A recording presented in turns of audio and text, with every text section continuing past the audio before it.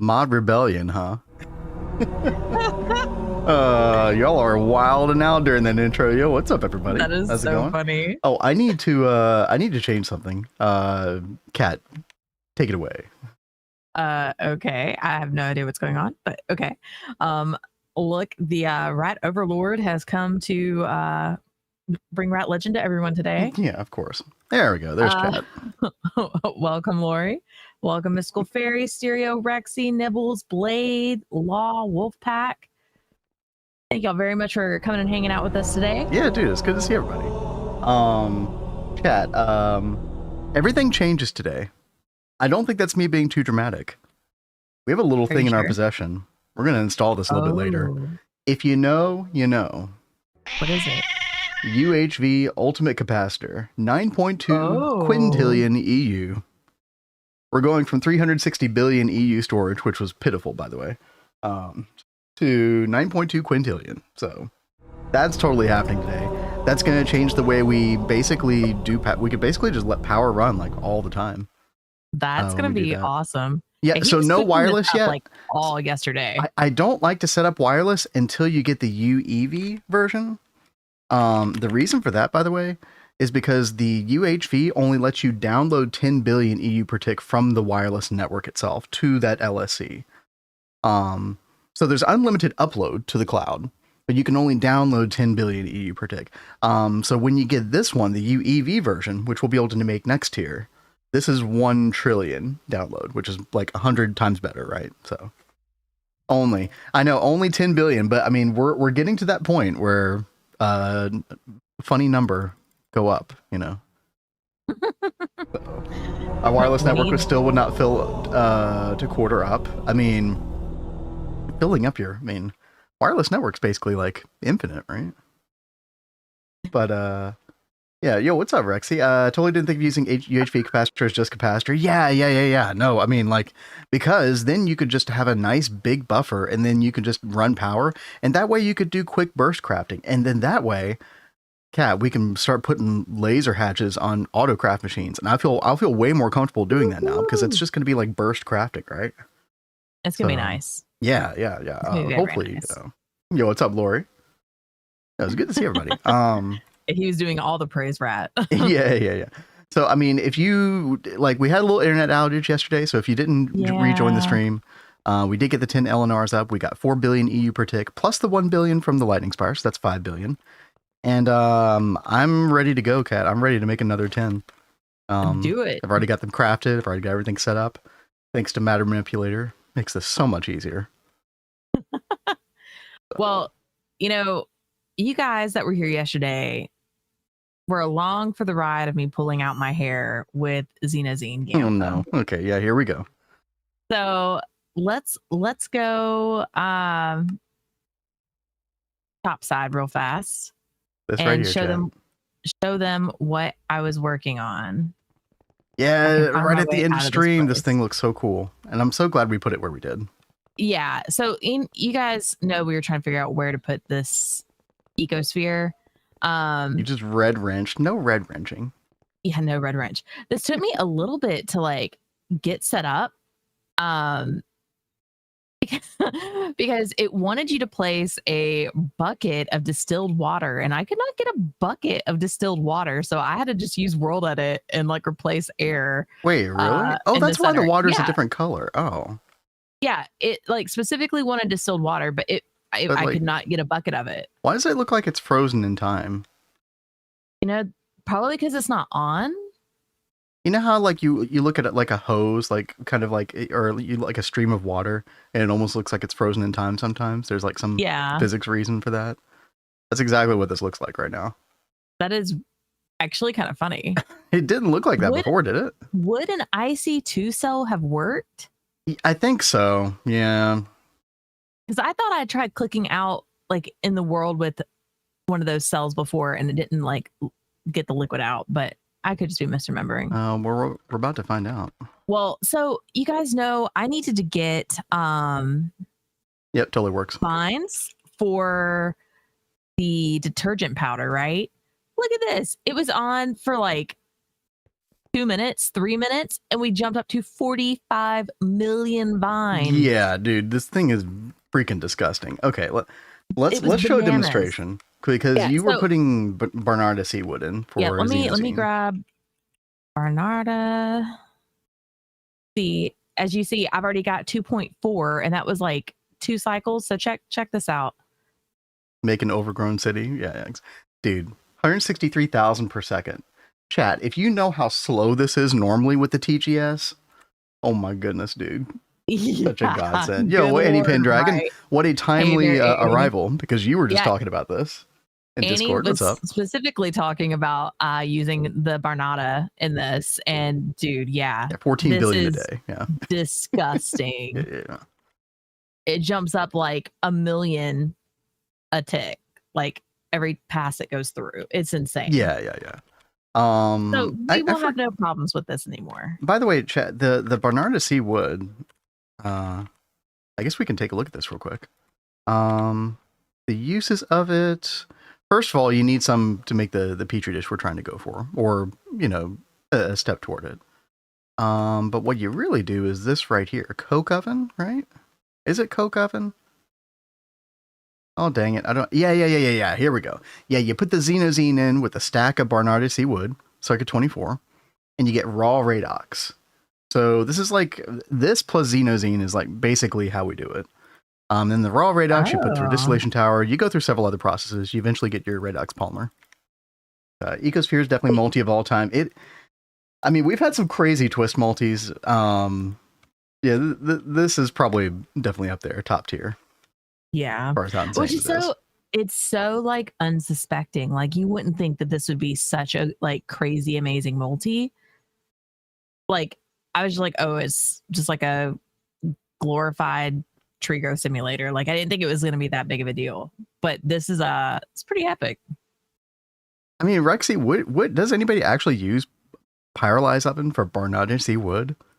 I mean, yeah, I feel like you take the EU hit for better speed. With the industrial coke oven, but I do. Okay, fair enough.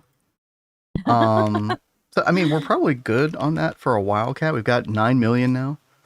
And again, it uses it in like stacks of 64. Now, here's what I will say: there was a twist multi that we did not make from the previous tier, and that was.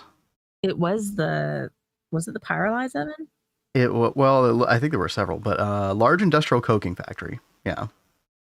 So we actually might want to make this thing, unironically, when we get like Xenoxene sorted out. Which is funny because I made that room for it, and I totally didn't factor this in. Think about this. Maybe we could put this above ground somewhere. I don't know. It doesn't have to be right in that room. We have wireless. We can put it wherever we want. That's true. It's like a toolbox. It looks like a cool like warehouse. You know what I mean? Like, yeah, I actually like how this one looks. Yeah, I do too. Annie says that we have 2 coking factories, one for wood line, one for Xeno. I mean, we haven't really needed a wood line for anything specific. I mean, we've got like, our old benzene set up, but. Yeah. And so when we were going through the last year, I saw this multi, but I was like, I feel like we're good with our setup right now. But for Xenoxene, I think, we definitely need to do that. Now, speaking of my not so favorite thing ever, let's go take a look at what I did yesterday. Well, earlier at the beginning of stream. Try and get over here. Oh, we're off to the clean room. Yeah, I made some changes to the setup to like just let it go on its own. Yeah, what's so up, I don't Spartan? get so flustered. Will it cause a problem if I install TST and GTNL at the same time? No. So several people have done that at this point. Yeah, you can totally do that. So now we've got the Barnarda seawood, the sterilized petri dish, and the unknown liquid just automatically being put in from the system. Nice, yeah. And we've already got 17 petri dishes. I didn't get a single one of these yesterday.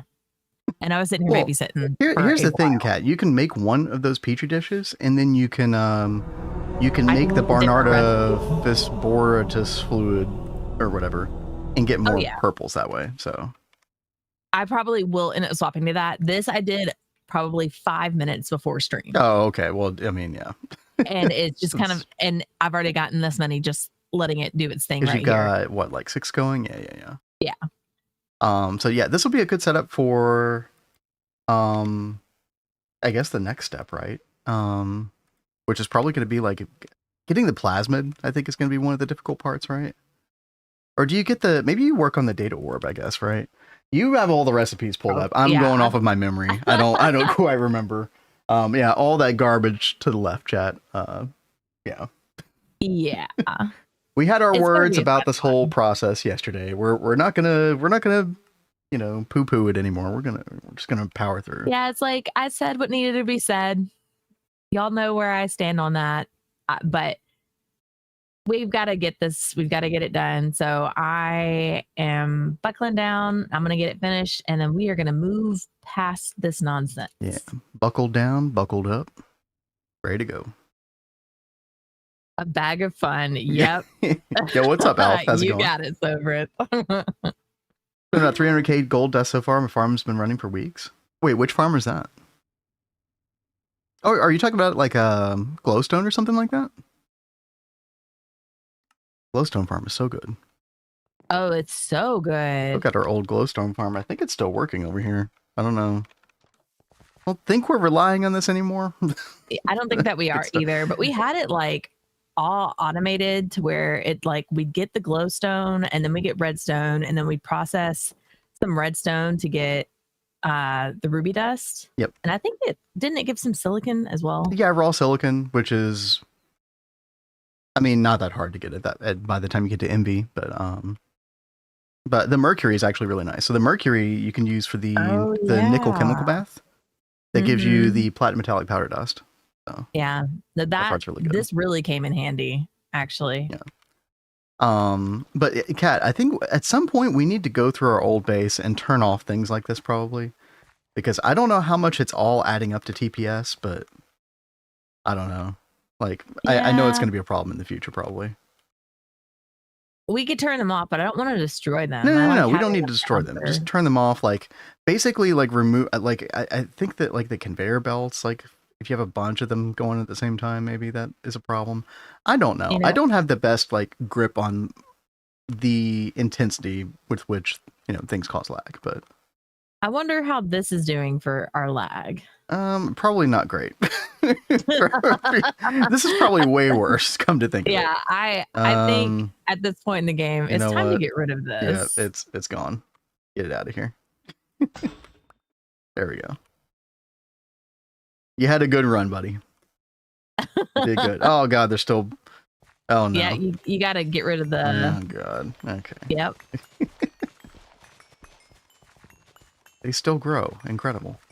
Who would have thought? Yeah, Blade's got a really great point. Why don't you try to install lag goggles? I should. In fact, I will put that on my to-do list. Yeah. Wasn't that what Uwe was using on Vanguard? I believe so, yeah. I was trying to remember what he used because we were trying to figure out where the lag was coming from. And I was like, I know Uwe used something, and I meant to message him to ask, and then I totally scrolled and forgot. Yeah, so I don't know much about it, but we can investigate. What's up, Value? And hey there, Value. You have tree growth simulator? We do. And we also have, literally this thing we showed earlier, chat, this is a giant twist multi tree growth simulator. It just happens to do it's like tree growth simulator and the extreme industrial, the EIG, whatever that thing is called, greenhouse. It's like both of those in one. Cool. So you could do IC2 crops in here. You could do saplings here. You don't have to worry about the stupid chainsaw meta, Yeah, none of that. That's big, yeah. And my understanding is we're going to have several of these. This thing is so fast for us right now that one is enough, for sure. Yeah. But we'll see. Oh, here's the lag goggles. Oh, I will bookmark that. Thank you. And thank you so much. Thank you, Rexy. Alrighty. But yeah, this thing is awesome, minus the, frozen in time water. That is a little weird. What was weird too is I put down some distilled water earlier, Kat, and it was flowing fine. So it's not the distilled water. It's I don't know. Yeah, no, I think it's just showing if it's on or not.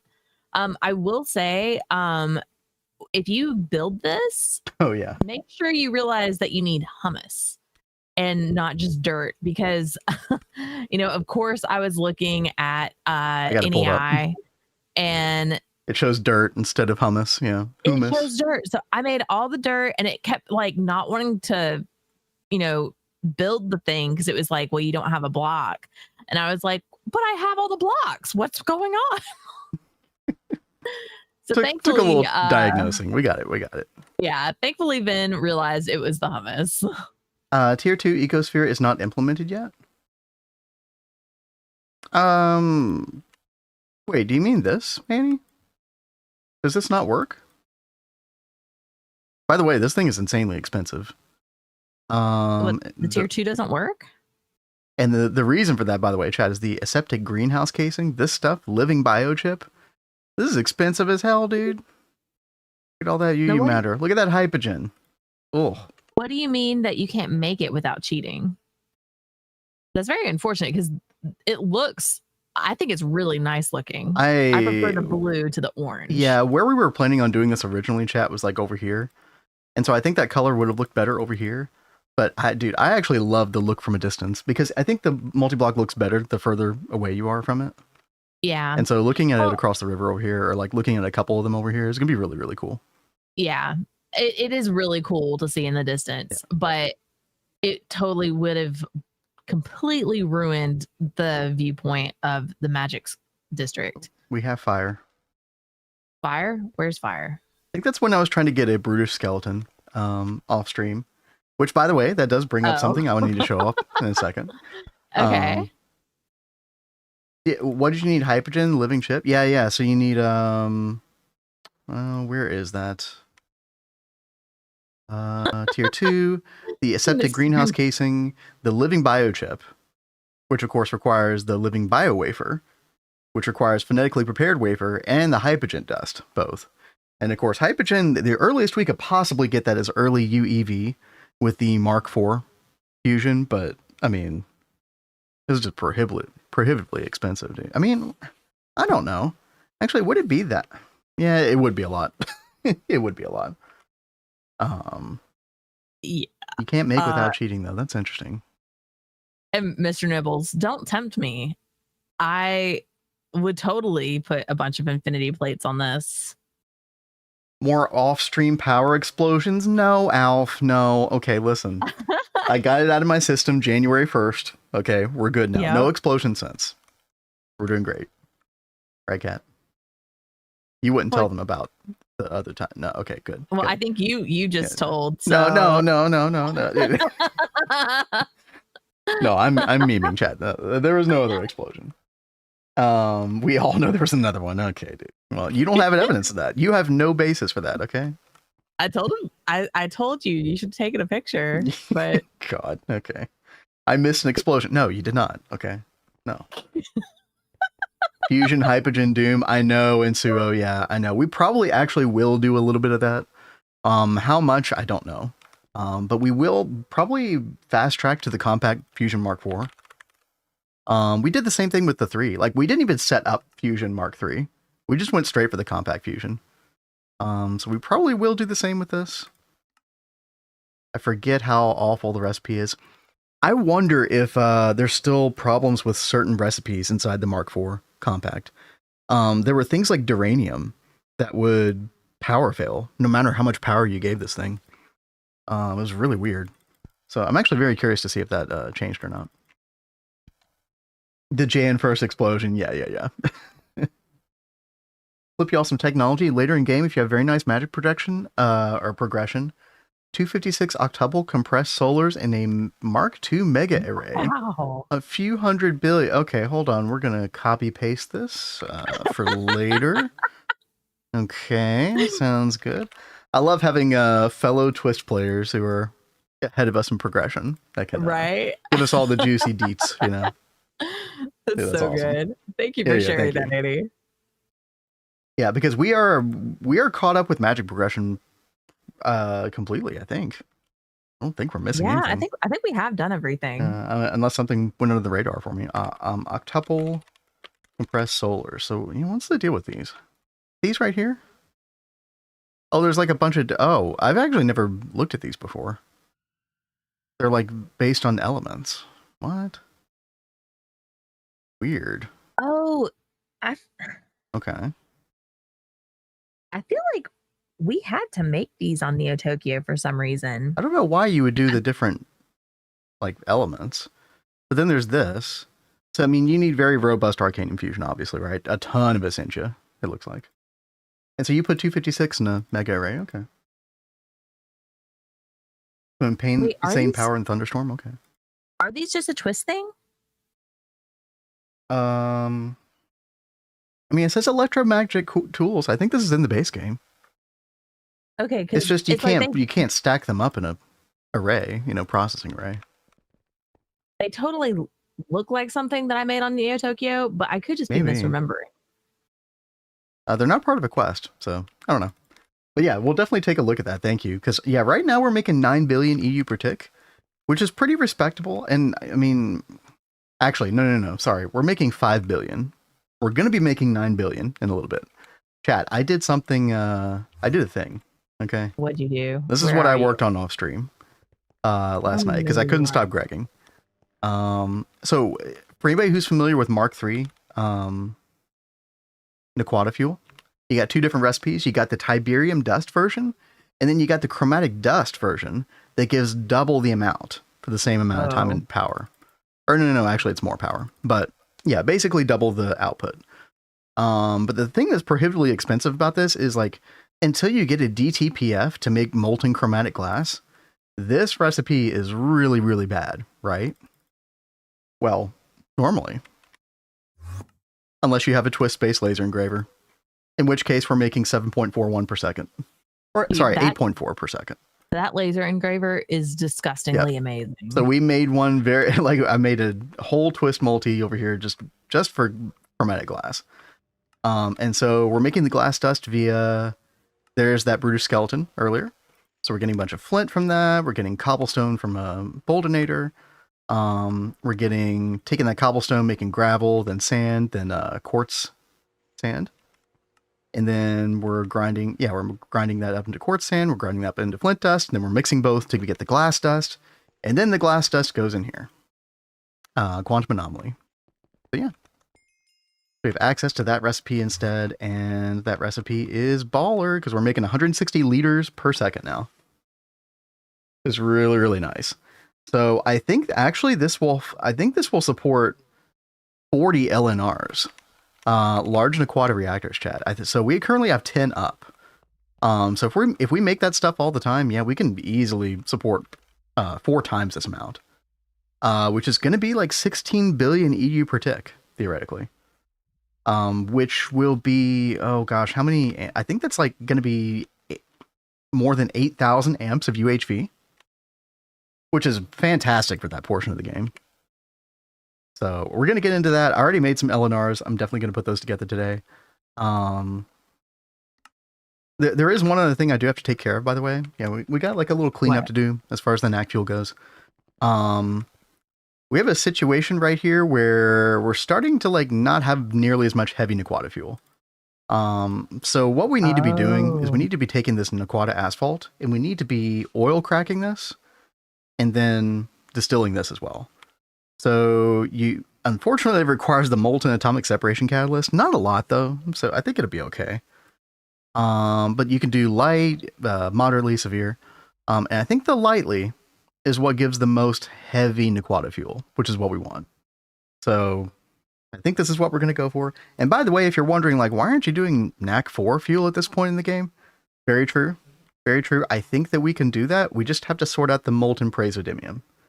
I'm probably going to have to look at that off stream because I've never really done a setup that, makes a ton of this. I was looking at nanoresin and then somebody in chat mentioned another method and I'm just going to have to investigate that whole thing. But we definitely want to move to Mark IV sooner than later. And then we already have tier 2 coil. So, which is probably why we're getting the better output in this recipe, maybe? Oh, that's got to be it. Okay, that's why, dude. I'm such a dummy. I was wondering why we were getting double the amount that the spreadsheet said. It's because we're using tier 2 coil. Okay, yeah. Perfect overclocks, yeah. Is it perfect overclock though? Or is it just a normal? It feels like I mean, it's double the speed, so I would have thought it'd be a normal overclock. That's what the tooltip says. Interesting. Well, this thing is still confusing me a little bit then. But yeah, no, you're totally right. All right, whatever. I mean, look, it's more fuel. I'm happy at the end of the day. Right. So yeah, each one of our LNRs right now uses 4 liters per second. So 160 divided by 4, that's 40 LNRs, right? So yeah, we're definitely going to get into that. Was there anything else? No, I should probably fix the mega oil cracker thing first. Yeah, I think I'm going to go ahead and do that real quick, get that sorted out. And then we're going to get our UHV capacitor. And then we're going to like change our automation. We've been using an RS latch this whole time for like turning on and off the lightning spires and the LNRs. This right here. I don't think we need this ever again, realistically. So no, I think we'll be good. We'll just have this on all the time, basically. Unless anybody has any objections. I don't think so. That's the beautiful thing about having that capacitor. So, sorry, Kat, go ahead. I was like, who could object to this amazingness? It's yeah, dude, I know, right? Like constantly 24/7 stocking up on power. Hell yeah, it feels good making that move. No reason to have an RS latch. There was probably not a lot of. Well, no, there was a reason to have one right now. Just get rid of the latch. Exactly. Yeah. Well, chat, I think I'm gonna work on that oil cracker. Kat, how are you doing? If you need to upgrade power to anything right there, I did put that UHV power backbone there very recently. Yeah, I did see that. I did that for the cutting machines mainly because the cutting machines were slow, so slow. They're awful. Well, so we need an extractor. I can't believe we don't have an extractor in the auto building. Yeah, it's because there's so few things that require it. Yeah. Well, we need it for Xenoxene. Right. So the detergent powder. Ahead. Yeah. To make the detergent powder. So I'm going ahead making this and getting this set up. Now I'm trying to figure out what power I want to put on it. It's like I might just throw ZPM on it. I think that'll be good enough. Just come off of this. Hey, Lyrosphere, what's up? Happy Tuesday. Hope you are well. Hey, yo. NAC reactors better prepare for a Goa'uld incursion. I don't know why I read that out loud. I don't know what that means. And Spartan, you can use any kind of vine. There's like ivy, regular vines, cave vines, thorn vines, flowering vines. So if you do like IC2 crops, you can easily do these. But dude, that ecosphere, that was like disgustingly amazing. So like we are so good on vines. Yeah, if you didn't have that though, there's an IC2 crop that works fine. Yeah. For vines. I forget what it's called, but yeah. Oh, flowering vines? You know what? Did I do that last time? What? I might have done that. That might have actually been what I did. I don't remember. On Neo Tokyo, our previous run. Which one did you use? Flowering vines, maybe. That might have been what we used. Nice stream to sleep to, considering it's 1 a.m. Oh my goodness, it's late for you. I'm surprised you ever catch our streams. But yo, good to see you. Hope you sleep well. We'll try to keep it down. Keep it chill. Oh, Stargate SG1 chat. I have not. Okay, you know what? Okay, Kat, I don't do this very often. No. You know what? I'm gonna save it for if we do a sub goals thing next month. Have you seen the whole Stargate show? SG1? I haven't seen all of it, but I've seen a lot of it. Okay, we're gonna have a goal where we actually watch that and talk about it on a stream. Because here we are playing GTH all these years, and we haven't watched the full Stargate show. And I haven't seen any of it, which is ridiculous, dude. That was when I used to watch with my dad. Yeah. All right, chat, here we go. We're going to get the... this is the Twist version, which is supposedly... what did it say? Like, 100% faster than Mega Oil Cracker. Okay. Works for me. All right, running fine, so probably doesn't need I watched it with my dad too. Oh, nice. All right, chat. So we're gonna, and I think the nice thing about this is you can put the hatches like literally anywhere. Let's see. Yep, literally anywhere. Any clean stainless steel casing. Nice. So I think we'll hide everything in the back here. Oh, and we do need to power this as well. Oh, I didn't think about that. Oh god, another cringe power line over here, maybe. I wonder if I can get away with like double UHV or something. Let's see, we're using 16 UHV down there. And this is like a... I think we can afford it. Yeah, I think it's fine. I haven't counted over here how much we're using. We're using like... I think we're using single energy hatches in all these. Yeah, so that's like 6, 10, 12. And then double on these. So 12 plus 16. Hey there, Avi. Yeah, we got plenty. We got plenty. Probably a little young for when I first started watching. Most part it holds up. That's good. That's good because dude, sci-fi shows run the gambit from seeming really outdated versus, you know, palatable. Like chat, I don't know what it is. This is going to be highly controversial. I can't go watch the original Star Trek series. I've tried before. I don't know what it is, dude. But you know, I have no problem watching like the Next Generation stuff like that. Can't do TOS. Yeah, it's something about it. I don't know. Maybe it's also just not a very good series, but that I could get into trouble with some people if I say that. So, so I'm not going to say that. Those are fighting words to some people. Oh God, Nova! Here comes Grandpa. Sorry, I'm just kidding. I can't believe I just said that. Picard greater than Kirk. True, so true. Insanely based. Well, how are you doing today, Nova? Unsubbed. Oh man, I'm sorry.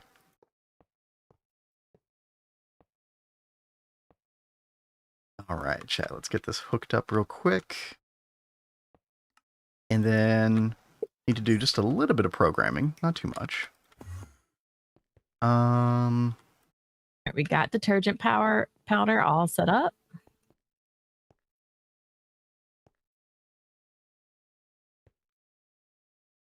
Just love Picard more. Picard, I mean, Picard didn't really end up being that great of a character until like end of season 2, into season 3. You ever go watch season 1 Picard? It's just like very, I don't know, it's just like cold, grumpy old man, basically. Just finished PS2 surgery to get it modded. Like you took apart your PlayStation 2. Oh gosh.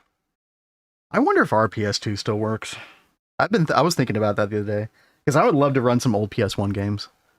And you know what, the PS3 for that matter, because it can also run them. Okay, chat. I need stocking input hatch, right? We're gonna need a circuit, program circuit.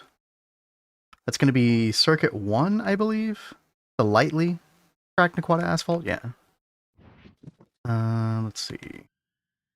Get our screwdriver, circuit 1, boop, there we go. Network adapter to get us a... Oh, you know what? I never got the network adapter thing for the PS2.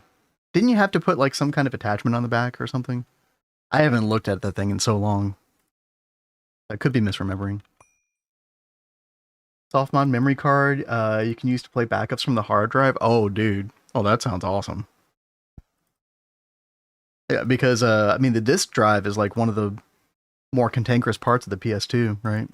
Mm-hmm. Kat, remember when the loading screen would like the home loading screen would turn red instead of blue when you're trying to load a disk? Thankfully, mine didn't do that. Oh, okay. Well, mine totally did, so maybe it doesn't work at all now. Ran the bauxite slurry processing last night.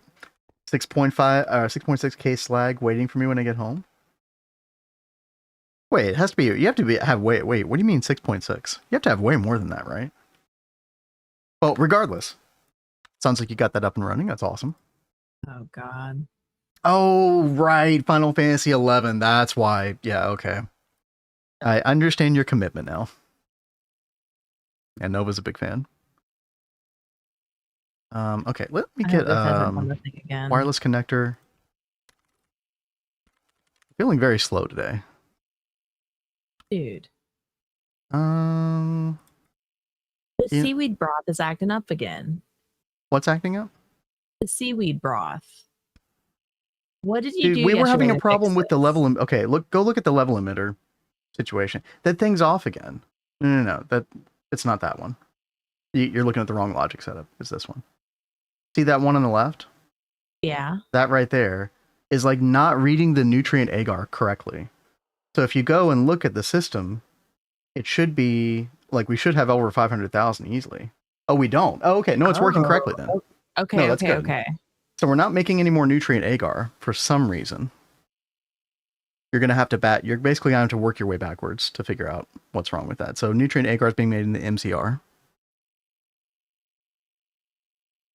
Oh, let's see. Nutrient agar. Kat, I was literally having to do this exact same thing with NAC line, NAC fuel stuff yesterday. Just got to work backward.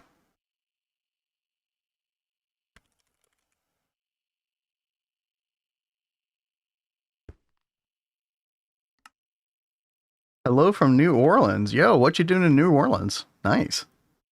What up, Panda? Yo. Apiary Mark 1's pretty neat. Traveling for work.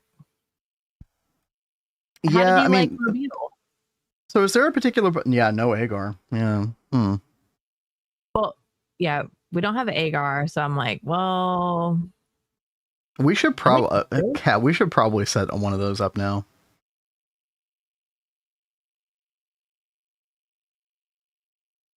I think this is what you were doing. Is this gelatin recipe? Right? Yeah, but I'm saying that like whatever the problem is, we should just set up that ICD recipe instead. That's so much better.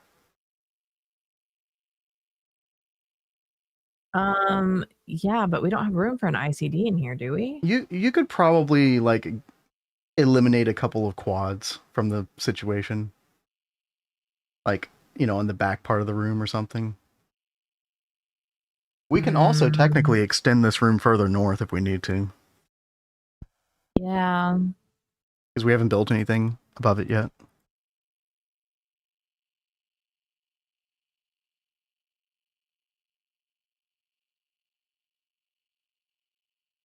I mean, it's thankfully not a super big multi, but it's still like... It's like 13 by 13. Or no, 11 by 11. That's actually not bad. Yeah, but it's 13 tall. Yeah. Poke a hole in the ceiling. It'd be fine. It's, of course, this is 11. Yeah.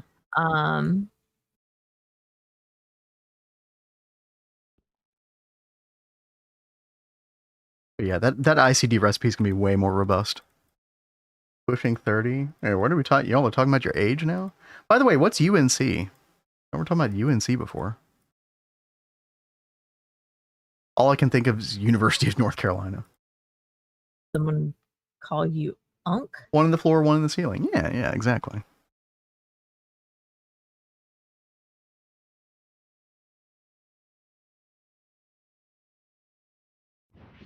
Yeah, I understood it and he didn't.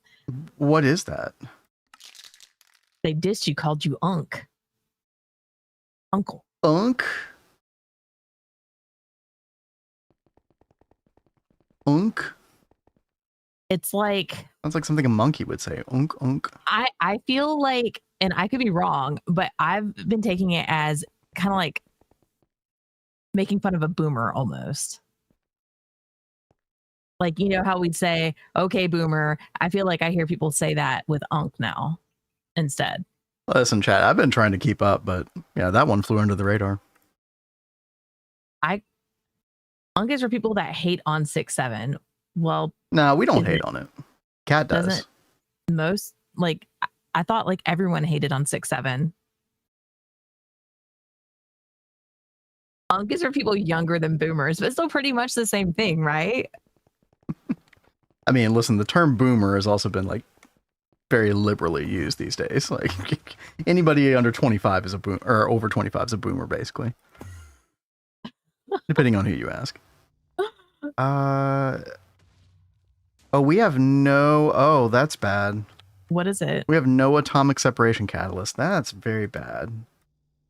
That's super bad. What's going on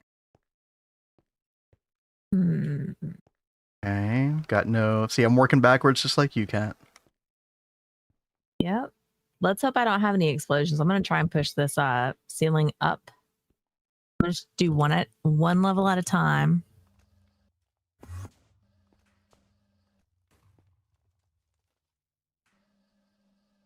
Oh my gosh, who designed the location of this mixer, dude?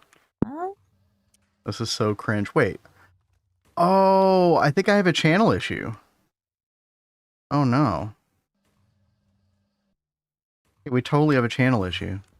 Oh god, that's probably been that way for a while now. Yeah, this right here. Okay. Get another hub. Gosh dang it. Hey, Wyvern Gaming, what's up? Hey there. How's it going? I bet we're gonna fix this chat. It is those lamps. Oh, you're destroying my beautiful ceiling. Well, the piss colored ceiling. Oh, wait, that's not actually piss color. If that's the color of your piss, chat. Ooh boy, you really got some problems. Oh boy. So World Edit does not like Project Red lamps. Correct. So, like, I would have to get rid of all of the lamps to be able to move the ceiling up. Correct. That is absolutely bananas. We have an emote for that.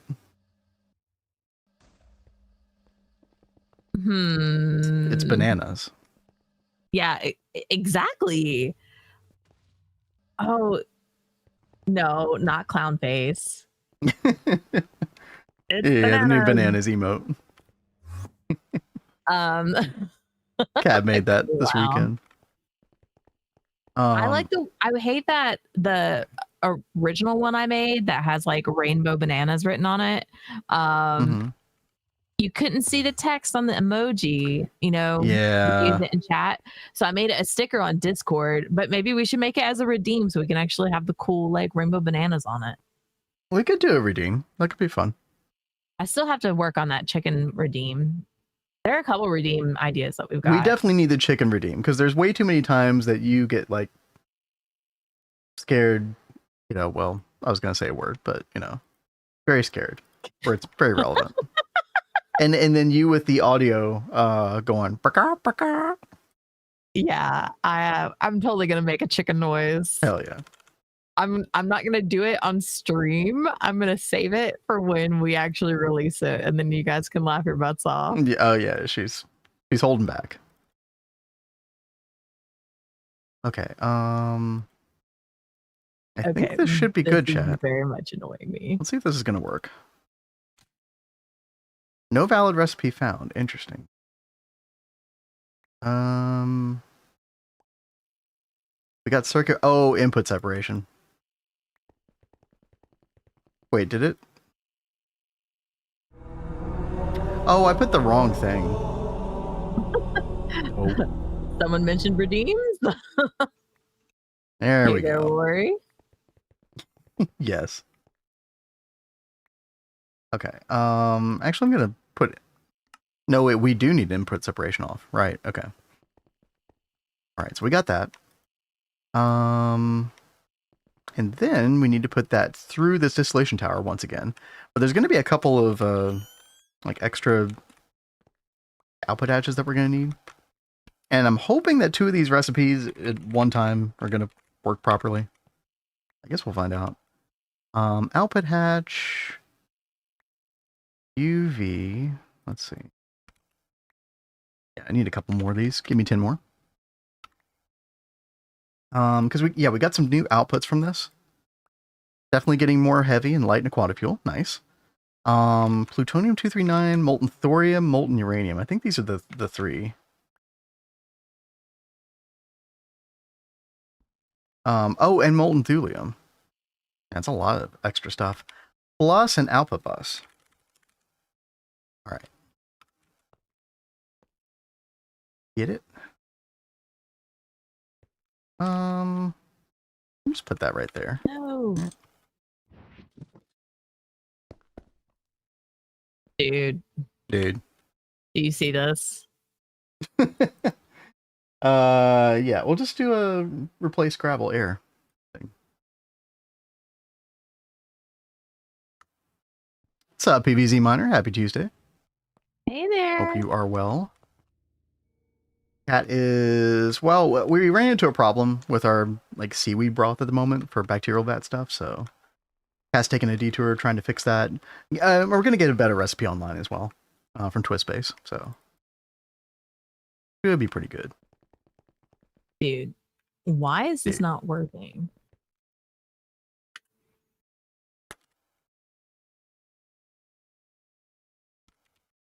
It just denies it. Like, nope. What a jerk face. God, I'm just going to do a multi-fluid storage cell with all this extra garbo in here. And then I guess we can, like, make it visible to the main network. Why not? I don't think we need this stuff for anything over here. Actually, plutonium-239, we might need that. Hold on. Yeah, we do need plutonium-239. Okay. In that case, let's change this one to plus 1,000 priority. So it gets extracted last. And then let's take that off of visibility to main storage. Yeah. Yeah, I think the rest are fine. Okay, which means that we need 4 more... Is it 4 more output hatches? Yeah, I think so. Let's grab those. And chat, basically, let me work backwards here for a second, I guess. What we're basically working on here is more distillation in the NAC fuel area. Oh, dude, I just realized something. Oh, God. Turn it off. Turn it off. Oh, it's already off. Okay, good. Because I don't have these partitioned yet. Or locked to a fluid. Here we go. But yeah, we need more heavy Naquata fuel in particular. So this should help. I think eventually I'm going to have to set up like some kind of fluid emitter where if we get like above 60 million light Naquata fuel, you know, let's say that like heavy is below 60 million, but then we have like, or maybe like below 30 million, right? But then we have 60 million or more light Naquata fuel, then we need to basically crack this fuel and then distill it into heavy. Because these ratios, you need both of these in order for it to get NAC fuel, and these ratios kind of get a little wonky with, you know, the way we produce this in the distillation tower. So I think we're gonna have to do that probably sooner than later. Okay, we got all of these fluids locked. Nice. And then how are we doing this? Oh yeah, we're using dual interfaces, right?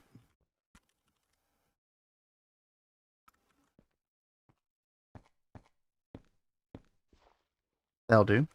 Channels, yep, good call.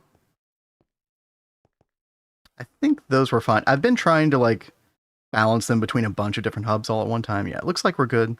Looks like this one is getting up there, but 27. But yeah, we're fine. Yeah, good call. TST Mega Electrolyzer and Centrifuge gives the ability to process everything. Yep. No, we are, you know what? We're probably not utilizing that as fully as we could, mainly because we have that hooked up to Warproc.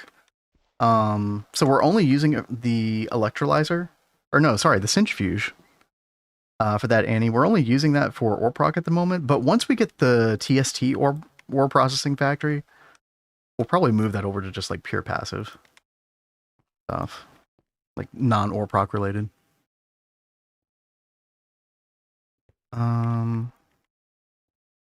Okay. I think we're good. So I just need to bring over this lightly cracked Nequata asphalt. And then we go turn on the machine. And boom, there we go. All right. So that is making more lightly cracked. Good. And so that should go through our Nequata asphalt like relatively quickly. Probably in just a couple minutes. And so that should give us more of this stuff. And yeah, you know, let's go ahead and do it, chat. I've been talking about this. Let's go ahead and set up an automation for this to oil crack this stuff. I keep saying oil crack. You all know what I mean. Like, crack it. G10H ore factory constantly power failed. Really? Why?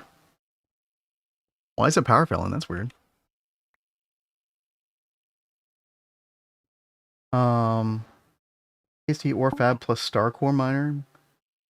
It makes so much ore. Auto pull hatch can never process everything at one time. That's crazy. You have to manually filter every ore in the game. Damn. Okay, I'm gonna have to remember that. That sounds like a pain. And yeah, chat, we're actually about to reach that point that I was talking about earlier. Yep, we're over 60 million. And eventually you just end up with no Nequata fuel. I mean, theoretically, what I could do is I could void overflow the light Nequata fuel, but that's not a good idea. Let's not do that.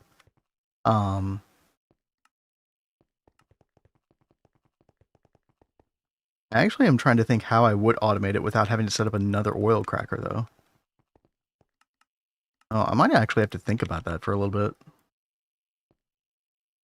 Because I would want to redstone control this. But we're already using it for something else. I don't think I can multi-use this if we're going to redstone control this process. Yeah, that's definitely going to be a problem. All right. Well, I might have to think about that off stream. I might just have to set up a separate oil cracker for the other process. Yeah, that's probably what I'm going to have to do. All right. Well, hey, I have to step away for a second, but I'll be right back. Oh, okay. Anyone else in G10H go to make something then to get distracted at any eye looking at better machines 5 tiers away? Yep, dude. There's so much you can be like, ooh, look at that shiny thing, you know.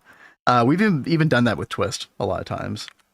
You know, I could look up Star Core Miner and be like, ooh, oh yeah, that thing looks cool. Oh, what do we need for that? UEV. Oh. Where do the hatches go? Oh. So yeah, I just got distracted. Easy. Taking a break from G10H, Star Technology. Star Technology is like quickly approaching like the top of the list as far as other packs I want to check out. You hear so much about it from G10H players. Chat, would you all like to see us play some Star Technology? Show of hands.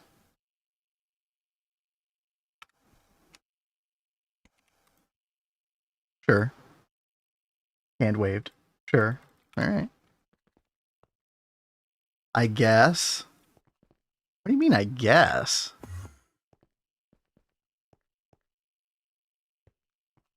Don't like Star Technology. Why do you not like Star Technology? I'm very curious. Complaint was create, but it is optional, so I didn't really mind too much. Oh, there's some create in there? Interesting. I don't think Kat and I would mind that too much. Especially if it's optional. Just here for the vibes? Hell yeah. That's the best response, Mr. Nibbles. Thank you. I prefer Moni Factory. Moni Factory is definitely on the list. It's not as high as some of the other things. I don't even think that was an option because it has no magic and Kat was not interested. But Kat's really gotten into the Greg tech, so it's a possibility, right? Yo, V4, what's up? What's your solution to storage? Allocating storage specific fluids. Yeah, you know what? I talk about that a little bit in our AE2 video that we just put out. But I like to handle fluids 2 different ways specifically, and I think fluids are way more difficult to handle than items, right? I do like super tanks, just set to bi-directional, filtered to one fluid. I do like having super tanks, and you can upgrade them to higher tier, etc. And then for like any fluid that we do for crafting, we'll use these multi-fluid storage cells. and we will partition those fluids to that. Basically, so like if you cancel the craft or there's some fluid left over from the fluid extraction process or whatever it is, the fluid has somewhere to go, right? Alternatively, you like keep all of your fluid storage local to the areas it's being made, and you don't have fluids just flowing around willy-nilly. And if you like tightly control your fluid flow in your network, you could just take a bunch of multi-fluid storage cells for the same purpose that I mentioned, but not partition them and then just have them in the drives. The problem is if you don't control your flow of fluid in your network, if you just have a bunch of hydrogen or something like flowing around in dual interfaces or output hatches, ME, what happens, or if you don't like use a bunch of sticky cards. Sticky card is basically like the way you have it go to one storage place, but only one storage place. These didn't exist till like 2.6, I think. Nice addition to the game. So you would want to use a lot of those if you want to just not partition things. I like partitioning it. I like tight control over my fluid network. So, yeah, we use fluid P2P, like especially in lines. So, I mean, what's a good example of that? Like the NAC line, right? Yeah, we got like fluid P2P right here. Just because like in chemical lines specifically, you have fluids just flowing in one direction, right? You're sending it from A to B, and that's it, right? And the nice thing about fluid P2P is there's like basically no transfer limitations. Love sticky cards. Yeah, it just depends on how you're doing things, right? So if I were taking that second approach that I mentioned with fluid, I would use those all the time, definitely. Love-hate relationship with sticky cards. Here's the problem with sticky cards is if you don't remember that you put one in a storage location, especially for items, and then you try to put the item in the network and it doesn't go, you start freaking out. You're like, what? You know, am I out of storage or something? No, it's just because that particular sticky card's location storage filled, right? That bit me in the butt several times in Neo Tokyo. What is CEU? Yeah, Community Edition unofficial. Yeah, there you go. I don't know about Omni and stuff. Yeah, the first one was Omni Factory, then it became Nomi Factory, then it became Moni Factory, which is definitely not confusing, by the way. Not at all. Different forks and stuff like that. We'll try to utilize this on my own run. Yo, nice. Nice, yeah, I'm glad that was helpful. Chat. We have an ad break coming. I'm actually going to step away and get some coffee going. It's only going to take me like 30 seconds or something like that. But when we come back from this ad break, it is time. The ultimate capacitor UHV. It is time to change our power situation forever. Like from this point forward, we approach it completely differently. 9.2 quintillion EU storage. Let's freaking go. So yeah, give me like 30 seconds, maybe a minute max, and I will be back, and Kat should be back too in a little bit. So hang tight.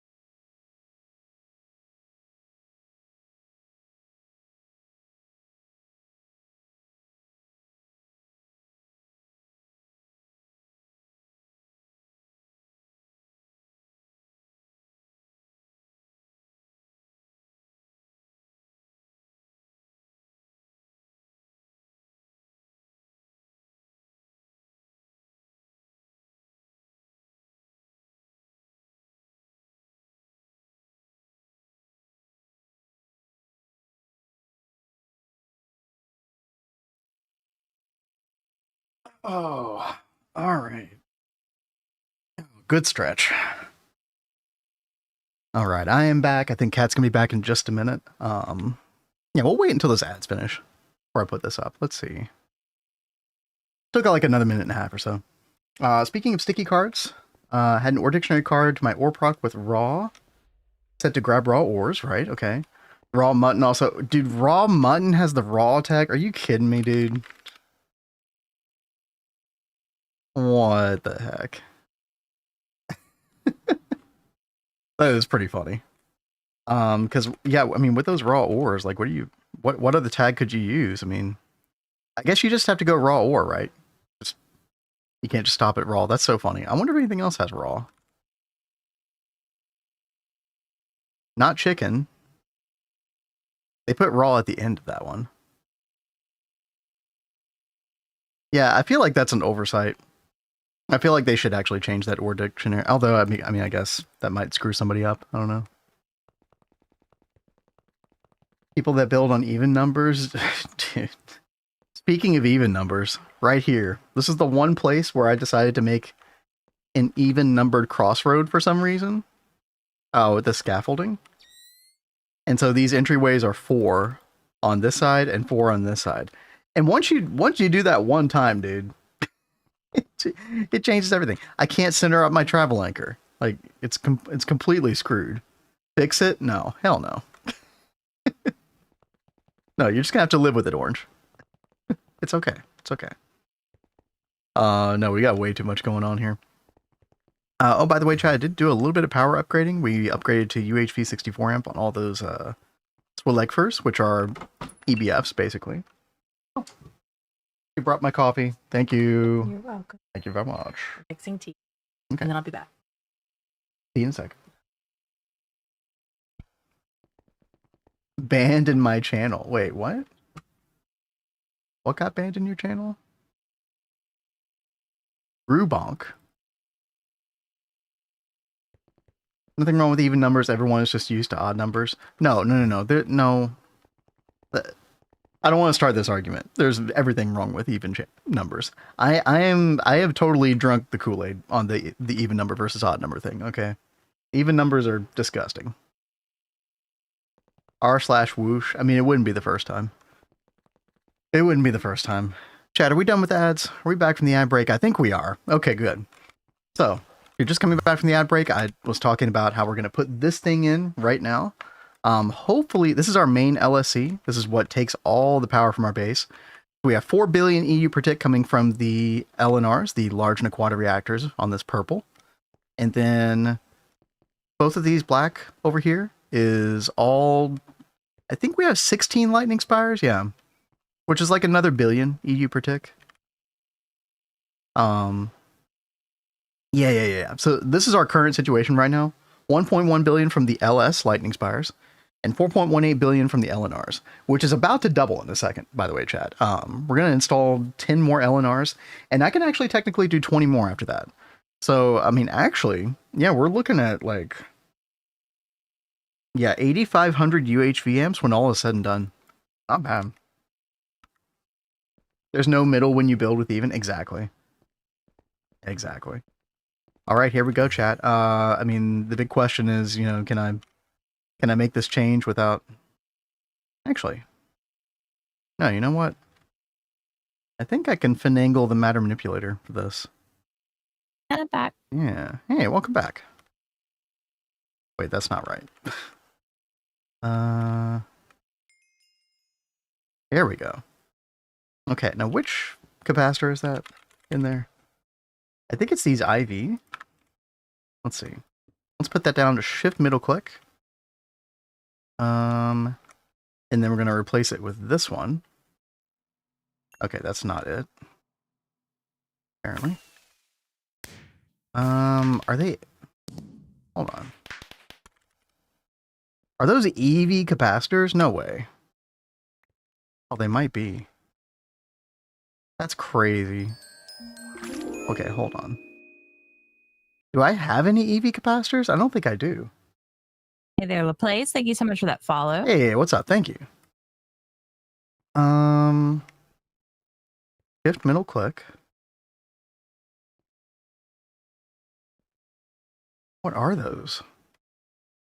I missed my matter manipulator. I'm sorry. Yeah. I hear that. Such a wonderful tool. Imagine a GTNH run without matter manipulator. It used to be our lives back then. Yeah, EV capacitor maybe? Or maybe they're empty. Empty capacitor? Okay, you know what? Screw this, chat. We're gonna hot swap. Alright. Gonna hot swap like a man. That's right. Here we go.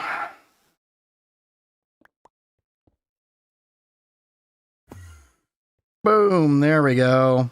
And look at that, 9.22 e to the 18 total capacity. That's right. That's how we do. So, this whole RS latch system, this is done.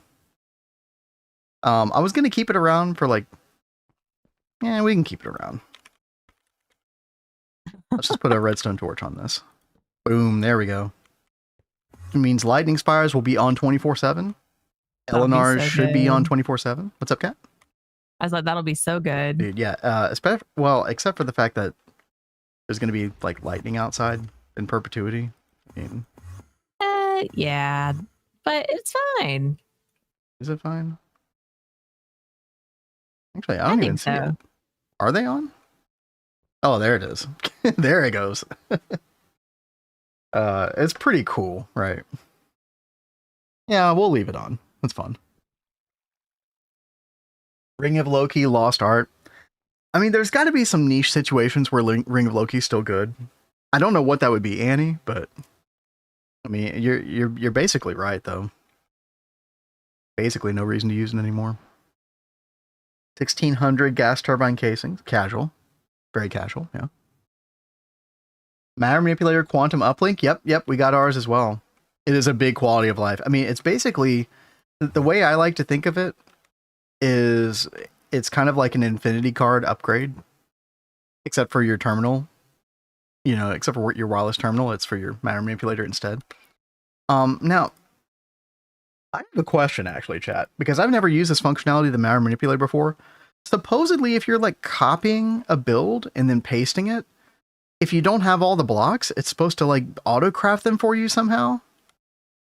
And I don't know how that works. Does anybody know how that works? What plasma are you feeding it? I think it looks like silver. Yeah, so like tier 3 plasma. Hey, 9. Good afternoon. Hey there. It is morning some places.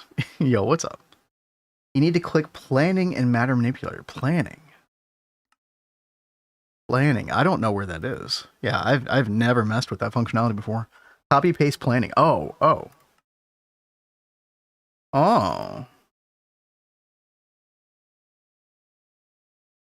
So all manual. Autocraft. Oh, so you could just autocraft everything. Autocraft missing. Clear manual plans. Wow, okay. That's pretty easy, actually. In retrospect. Yo, thank you, 9. Thank you. What's worse than biting into an apple and finding a worm, biting into an apple and finding half a worm? Mr. Nibbles, that is disgusting. Quite gnarly. But thank you. What's not disgusting is that $10 donation. Thank you. Yeah, thank you very much. Where the hell did that come from? Hope that didn't happen to you today. He always has the most fascinating stream of consciousness. I appreciate it. Sometimes. Manual planning will create a fake pattern in AE2, which you can click manually. Wait, what? A fake pattern in AE2 you can click manually. Auto request. I mean, I feel like I feel like I would do this the most often, right? Missing auto. Best to use better plasma. Consumes 1 ZPM amp worth of plasma per block crafted. Right. Which is, so you'd want like, you know, the most energy dense plasma you could put into it. You would probably want that, right? It makes sense. Yeah, planning autos got, yeah, dude, I could definitely see that. I mean, maybe you could do all auto, but I don't know. I would want to use what blocks I had first, right? Try selecting something in copy, like a multi-block, call the pattern.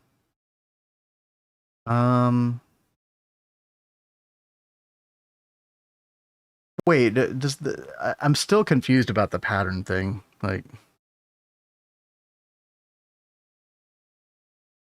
manual planning though. Okay.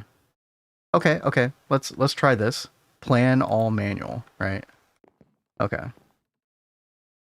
And then let's create a new selection, right? Our LSAA. You know, why not? Mark paste. Boom. Okay. So what happens when I... Hold on. plan. Oh. Oh, damn. Oh, cool. Yo. That's really cool. Do you see that, chat? Vin Drake's matter manipulator plan. Yeah, dude. Yeah, exactly, Bob. Yeah, thank you. I still feel like I would use the auto instead of the manual most of the time, but I mean, I guess if it's like a really intense craft, you kind of want to like, you know, click this and make sure everything's in order. You know, like higher value multis and stuff like that. That is really cool. Okay, we are 100% going to use that. Maybe even today. Okay. Because okay, you know what? We're going to do that right now. All right. Because we need another cracking machine. And you know what? I'm actually thinking about... Yeah, you know what? I want to see if I can actually just like carve out this wall and just have the other one up here as well. That's going to be... This is 11, right? No, it's 9. Okay. How fitting. Can you show how to do that again, please? Yeah. I'm actually going to do it in just a second, Bolin. So, yeah. I totally missed what he was doing too. This is really cool functionality, chat. Yeah, I'm going to carve into this wall, and actually, we just carve like that high, maybe. And then we're going to need 1, 2, 3, 4. We're going to need another 5. Expand 4, set air. Should be good. Okay. Go ahead and make this look nice. 4283. Yeah, bear with me, chat. We're going to do something really cool here in just a second. Kat, are you doing okay, by the way? How's... Oh, you're making the ICD. Nice. Yeah, I'm making the ICD. I'm trying to get this to work right now. So I haven't set up one of these before. Vin set it up over in our Twist Cave. So I'm trying to like figure out the best way to do it. And I need to take a look at how we are putting agar into the MCR. It's just a stocking input bus. Because I don't think we want to like have this thing running in perpetuity. Yeah, no, you definitely want to like level maintain that. I mean, you could, one of the easiest ways to do that is like not even level maintaining or level emitting, but instead just having the output bus be like a big super bus. So instead of an output bus ME, use a super bus ME and just have that available on the, would you want it available on the main network or the subnet? I'm not sure. Super bus ME. I think you probably could have that available on main network. It'd be fine. Yeah, because we need the agar for the bacterial vat thing anyway. Yeah. So. Okay. Superbus ME? No, Superbus, but it would be the O one for output. Okay. Yeah, that one right there. Yep. Sweet. Exactly. That's how I've been doing a lot of stuff over here on NACline. Or the Naquata fuel, rather. Seriously, learning new things constantly. Hey, what's up, TNT? How's it going? Then you can enable or disable the stocking input hatch with a machine control machine controller. You don't need another oil cracker, just separate input hatch with some redstone near it. Oh. You know what? Okay, that tech, I might have used that when we were doing DTPF stuff in the previous playthrough. Yeah, that, sorry, and I see you said it earlier as well, Rexy. Thank you for copy-pasting that again. Because I definitely did want to see that. Yeah, that is a good point. Okay, chat, so we probably aren't going to build this, actually, come to think of it. I might leave this little area here just to, you know, we need to put something else here. Because we are going to have to do the whole praseodymium portion of this. So I'm going to have to figure that out. But let me go ahead and demonstrate the matter manipulator thing again, because Bolin, and I'm sure some other people would like to see it again. Here's the basic idea. I was going to take this mega oil cracker and I was going to copy paste the exact same blocks, like same coil, same everything, right? But I don't necessarily have all this made in my system. So what you can do is you can go to, well, first of all, you want to be in the copying mode. So this is the main menu of the matter manipulator. You go to copying, then you go ahead and set your copy selection. So we're going to select the advanced mega oil cracker, like so. And then you can select paste. We can go ahead and place that right there, for example. And then you go to planning. So this is in the copying menu. And then you've got several options. So the cool one, which you can see in the terminal, are going to be the manual options. So plan missing manual or plan all manual. If I was going to do the manual, I would probably do plan all manual. But if you don't want to deal with a button in your terminal and you just want to have everything auto crafted, like whenever you're trying to place this, I think you would do the auto. So you would plan missing auto or plan all auto. If I was going to do auto, I'd probably do the missing, right? But we're going to do this, plan all manual. So that's going to do every required block, whether we have it or not. And it actually shows like a big thing here, in your chat. And then it shows matter manipulator plan. Boom. Pushed a new virtual ME pattern to the uplink. So then you go there and it looks like it kept the old plan as well. That's super interesting. So I guess you just end up with a bunch of these. I don't know how you would clear these out. Maybe after you do the final paste, it would clear out. I'm actually not sure, chat. But here's the one we just made. So we click that, and it's going to make all those blocks for the advanced mega oil cracker, which is really, really, really cool. Use manual when there's some finicky stuff in machines like program circuits and buses. That makes sense. Yeah, and it is kind of nice to just see like what you have, what you don't have. Like before just auto doing it, like you kind of have a second to like kind of look at this. But if it was like a less demanding multi, I think you could just do auto in a hurry and it'd probably be fine, right? Yeah, definitely some really cool use cases for that.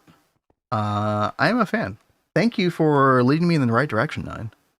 Thank you very much. I'm still got good tips. Yeah, I'm still learning about the matter manipulator.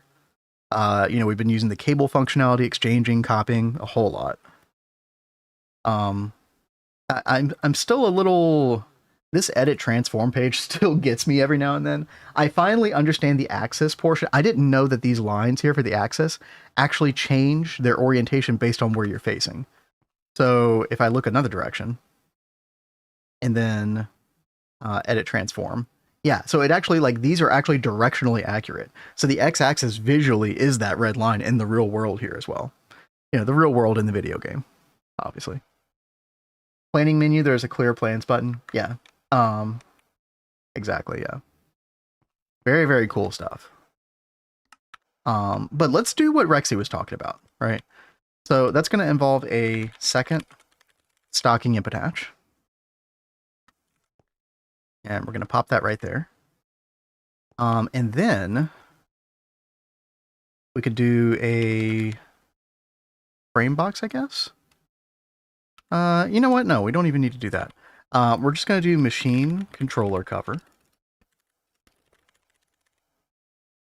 going to grab one of these. We're going to put that on the top side of the stocking input hatch. Because basically, chat, we only want this to happen whenever like our fluids are on like a particular orientation. And actually, you know what? We are going to have to use the level emitter here. Because there are two different fluids we want to track. Both the light and the heavy. So I'm just going to get like a frame box. Here's a question. Would an internal redstone receiver work the same way as it does in like, normal controller blocks? Could I do that instead? Because otherwise I'm going to have to, have this weirdness where, I have this cover here. Yeah, just invisible. Let's try it. So redstone receiver. Actually, we're going to need a transmitter as well. Let's do this. Do this right. So redstone receiver internal. We're going to place that on stocking input hatch. So device offline, right? And then if I do this, I don't know if it's going to show online or offline, right? It might show online, but it's still not going to work. You know, unless we have the right frequency. I'm just going to type in some random frequency. And yo, Bubbles, what's up? Thank you for the follow. Yeah, thank you so much, Bubbles. Sorry, TNT had me laughing. IRL? I've heard too many people say chat in real life this week, so it made me cringe a little. Who is doing that? That's weird. Then I realized it was appropriate in this context. It is, yeah. At least I hope so. Who is doing that IRL? That's interesting. All right. We're gonna do an AND gate, chat. There, I said it again. Finally called a stream. Yo, what's up, Bubbles? Good to have you. Love your video guides for GTH. Thank you very much. Thank you very much. Yeah, we've put a lot of work into, like, especially the HV and AE2 guide recently. Cat's working on some B guide right now. I'm working on multiple guides. I'm doing botany and Botania and Thaumcraft, Blood Magic, bees, maybe even an IC2. All the ones that Vin really doesn't like. Well, IC2 and botany, definitely. The others, you know, I like the other stuff, but that's fine. Yeah, you're the best. Thank you. You're welcome. I hope you guys enjoyed them. I'm sure my way of doing tutorials is going to be a little bit different than his style. So hopefully I will still enjoy them. I am sure they will be great. She's like, Vin, you want to edit them for me? I'm like, That is like the one part I absolutely hate about doing videos is the editing. Yeah, dude, but I'm used to editing my own stuff, not somebody else's. Different. It's totally different. I mean, I'm not saying no. I'm just saying, like, you know, I probably won't be as efficient. No, it will be the IC2 crops. Botany guide, let's go. Yeah, see, I'm so excited. People are actually interested in a botany guide. People that understand my love of botany. No, they're pandering. They don't mean it. Nobody likes botany. You'd be nice. I'm sorry, I'm just kidding. He's so mean to me. If anything, I was mean to them. I called them panderers. That's kind of rude, actually. All right, we have this online, and it seems like our seaweed broth is back online. Nice. That ICD is nice, and it is gonna make a couple of those machines on that, you know, that we did set up for that kind of pointless. But I mean, we could just leave them. Yeah, and see, that didn't take up too much room. That's not bad. It's gonna be like right up on this quad, but it's if we even make that quad, that's the thing, Kat. Like, next tier, we're gonna get access to the biosphere, which is the twist version of a bacterial vat, which will probably change all of this. But oh, great. no, but you have to do this. Like, there's no getting around any of this. Like, yeah, and you know, that's classic. That's kind of like when you set up your QFT and it makes like all the lines you made, you know, plat line, monazite, bacillite, like completely useless. Nice bacterias. Thank you, Uwe. Do you like the you know, the piss stained gym wall, the locker room wall, you know? This totally is. This just shows how much we love this extra nasty area so much. So much so we named it appropriately, yes. Right? Yes. See botany's potential. I just don't find any info on it. Yeah, there's a scant amount. Hard. Yeah. There, like, back when I first was messing with botany, there was something that I found, but that information's been deleted since. I don't know why it got deleted. What? Yeah, so I went back to try and find it later, and I couldn't find it again. And I was like, okay, well, I had bookmarked it, so it's like it just disappeared. I guess they removed it or whatever, but I still remember a lot of the stuff that I was doing with it. It's so weird, though.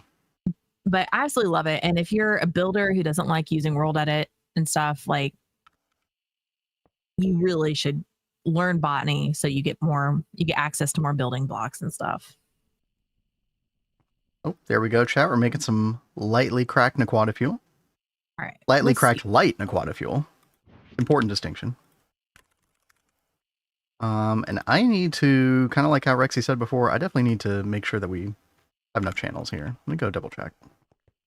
Sure, all of our hubs are happy still. Yeah, they're looking good. Okay, nice.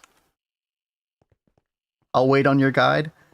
Kat is definitely taking her time with these. Just, you know, heads up, chat. And especially since she doesn't have like a full workflow kind of like I do, I'm sure it'll take her like way longer, which is totally fine. Well, so like one reason why it's going to take a little bit longer, guys, is they're kind of like playing off of each other. I'm trying to think about the other mods as I'm going. So like, you know how they kind of, there are things that you need from one mod to get into another thing, like bees. You need to get into witchery to do bees for the biome potions. So it's like I'm kind of like doing like little bits of each of the mods, like I'm writing out like scripts and everything for all of these and pinning stuff. Nice. I'm getting very organized for it before I do it, but it'll be good. When Kat gets organized, she goes all in on that. Yeah. Okay, chat. I need one more. Let me turn off this distillery real quick. I need one more for radon, and then we should be good to go here. Let's partition that. Let's get a dual interface. And then, do we have enough channels over here? I think so. Yeah. And then we'll pop that there. And then, I should be able to add the lightly cracked Naquata to this. And I did just realize something. I probably need to make that hatch a little bit smaller.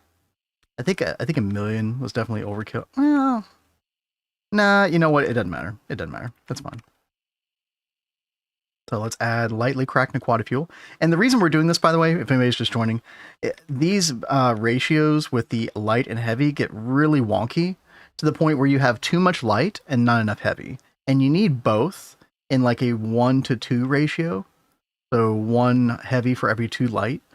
So we're doing this redstone logic over here, where basically if we have under 30 million of the heavy, this turns on. And then if we have over 60 million of the light, this turns on as well. And so, yeah, hopefully that's going to work properly. I mean, I guess we'll find out in time. But yeah, all I have to do is partition lightly cracked light Naquata over here. Got a million. Turn on our twist distillation tower. Boom, there we go. And we're done. And so these should be evening out. But this will stop if we get under 60 million, which is good. We don't want to turn it all into heavy either.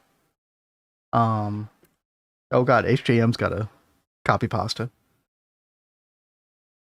Flowers, 46 different species. Here's the problem with botany. Like, I don't mind the concept. It's just the way you have to use like the way you propagate them is really awkward. I mean, Kat, weren't you having to use like a forestry farm to do that, and then it just wasn't working right? Or honestly, the best thing that I did was what I did on Vanguard, where I had item collectors on 4 sides of like a circle, and I dump water in the middle of it, and it all rushed to the item collectors and collect everything. That was like the quickest way to do it. If it doesn't, a dark cable could be toggled to offline the hatch. Wouldn't it be great if they made the flower breeding mandatory? Yes, that'd be hilarious. Then I don't think we'd get very far. He just had me do it. Yeah, make literally everybody quit. Don't make this about me. Everybody would quit the mod pack. Okay, let's be real. But seriously, the flowers that they have, like I love flowers. So I love that you've got all these different kinds of flowers and different colored flowers. You can make a flower any freaking color you want. It's really pretty cool. And you can decorate all over the base. Oh yeah, chat, look at this. This is getting much, much better. Oh, and we're about to dip. Okay, we dipped under 60 million. Did this stop? Oh, it stopped for a second.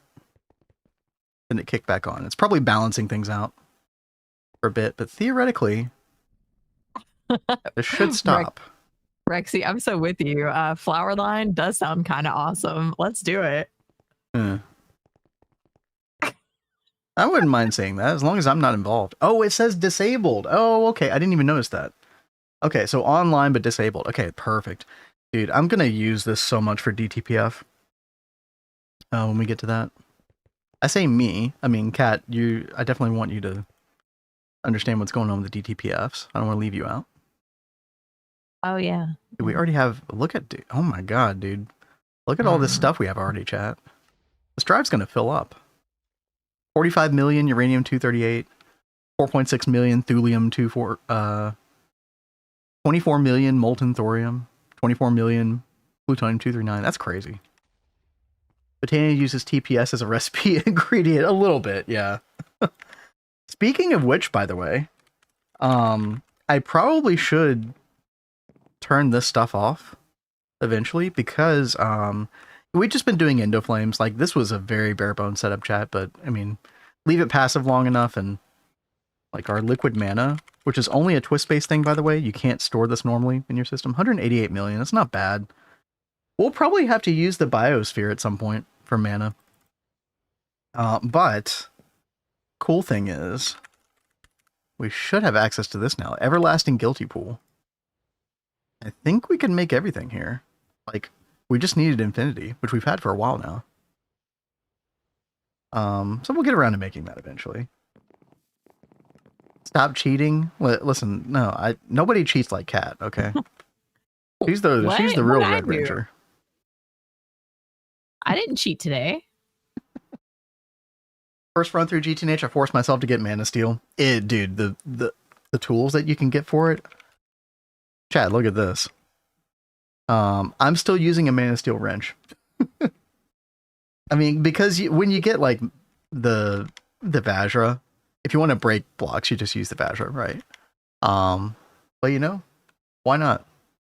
Mana Steel works just fine. And it's like a decent speed.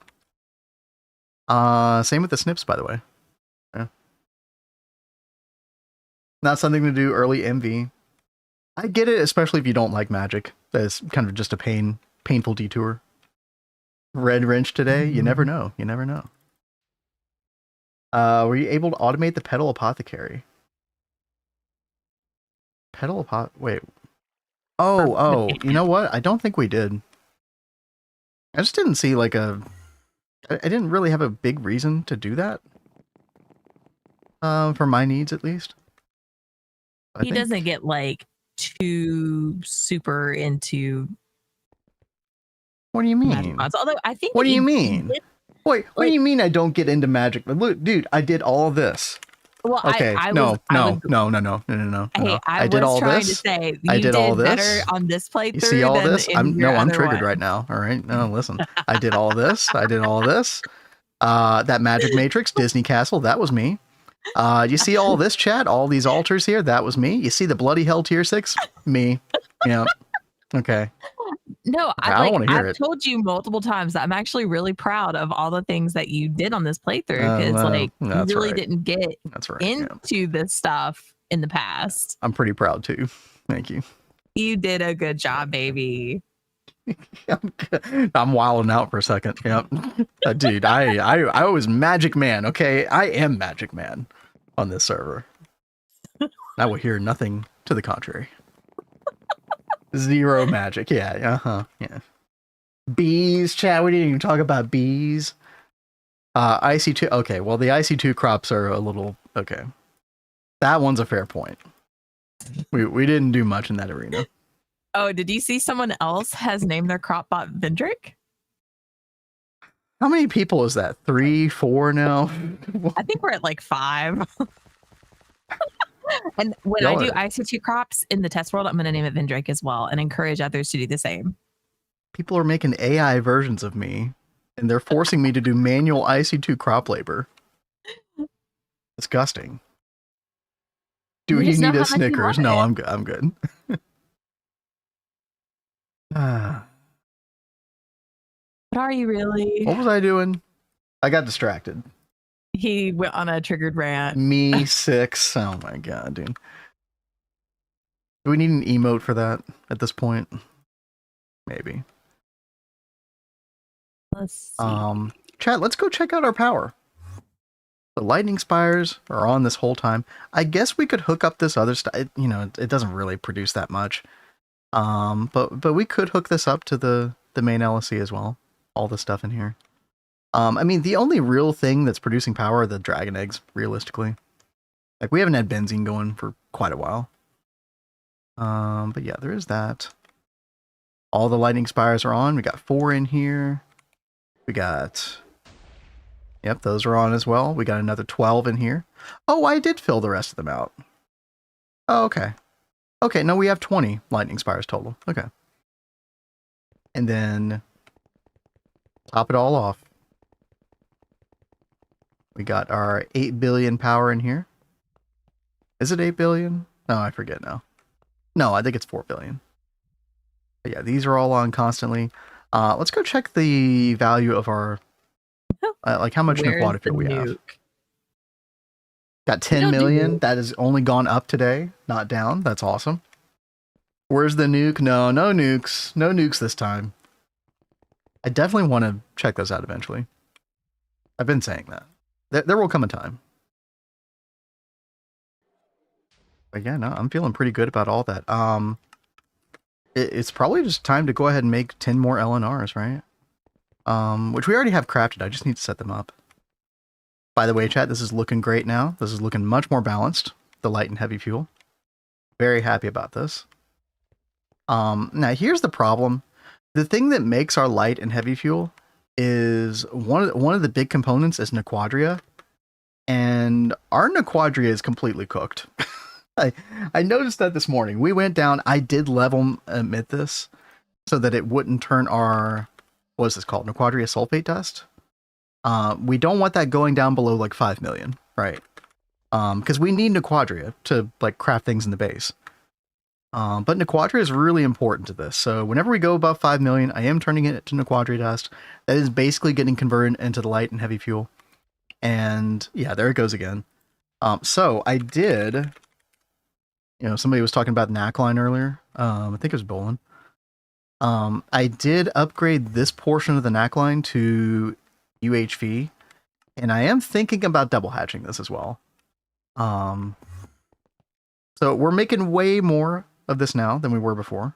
This is like the precursor. There's like 2 more steps in the craft, but this LCR is not an issue. Then the neutron activator is not an issue. At least I think. Hold on. Quadria sulfate.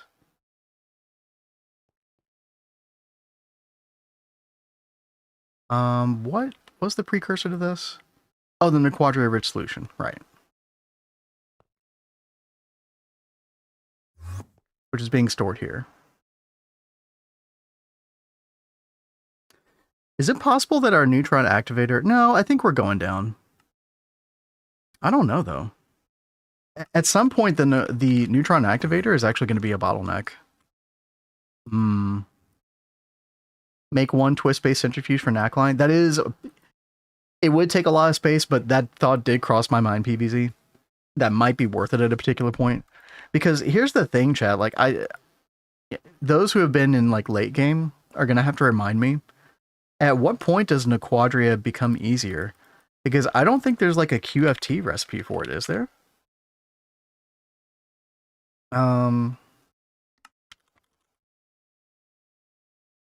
There's like enriched Naquata, there's normal Naquata, enriched Naquata, oh, Naquadria, oh, there we go, inert Naquadria, okay, I forgot about that stuff. Yeah, the inert Naquadria is like a much more condensed form of it that you then put in the neutron activator to get molten Naquadria. Right, okay, I remember this now. So QFT does kind of solve this. But prior to QFT tier 3, I don't think we get, like, we don't get a good solution to Naquadria.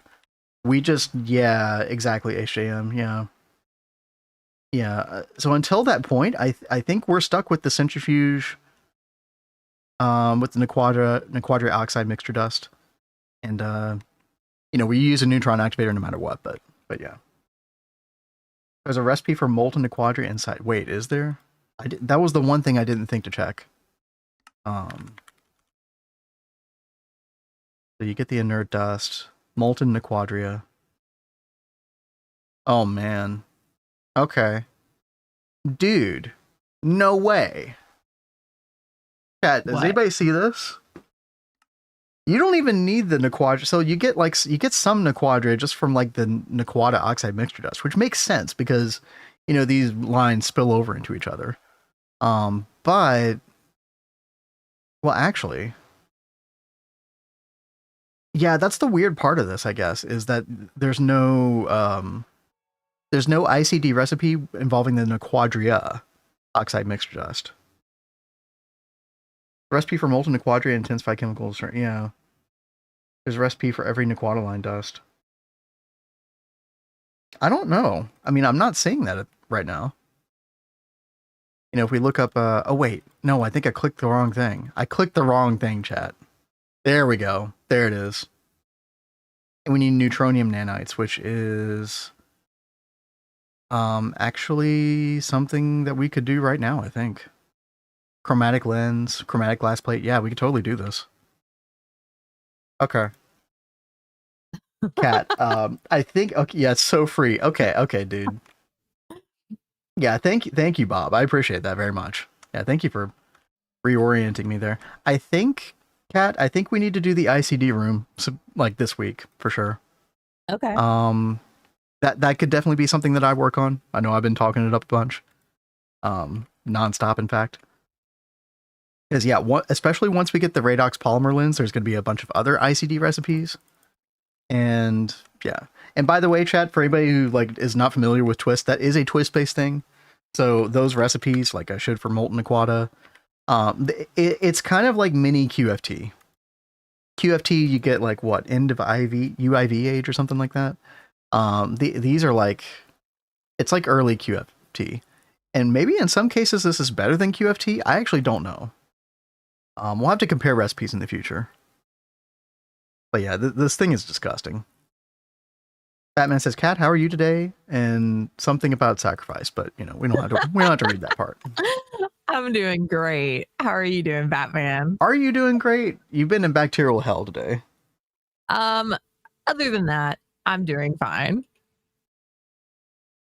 I am super focused on trying to get this. I had to go figure out an issue. Hey, Mom, thank you so much for the bits. Yo, thank you. I've got the Barnata Fisaboria Taurus fluid, whatever you call it, going now. Okay, right, yeah, to make more the purple ones. Is it the purple? Yeah, to make more of the purple ones. Okay, good. Yeah. But I mean, how many of these do we need? Okay, so what is that used in? The plasmid?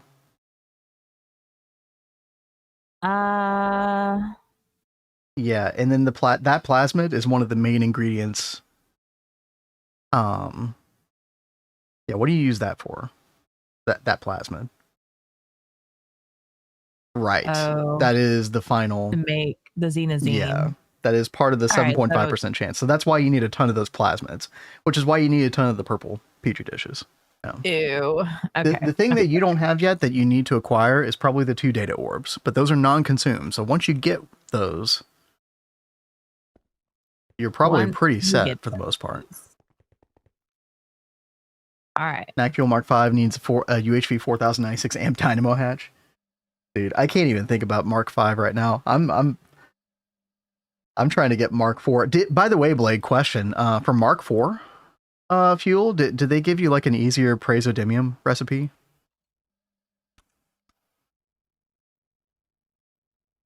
Because I was talking about this earlier, chat. We definitely need to look at this.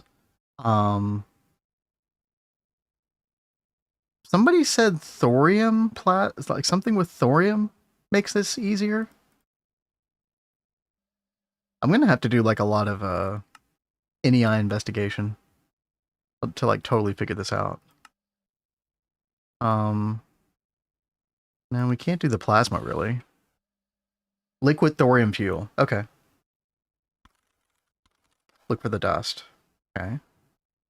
Liquid thorium fuel. Okay, so we would have to deplete it, right? Oh. Damn, that's a lot of dust. Wow.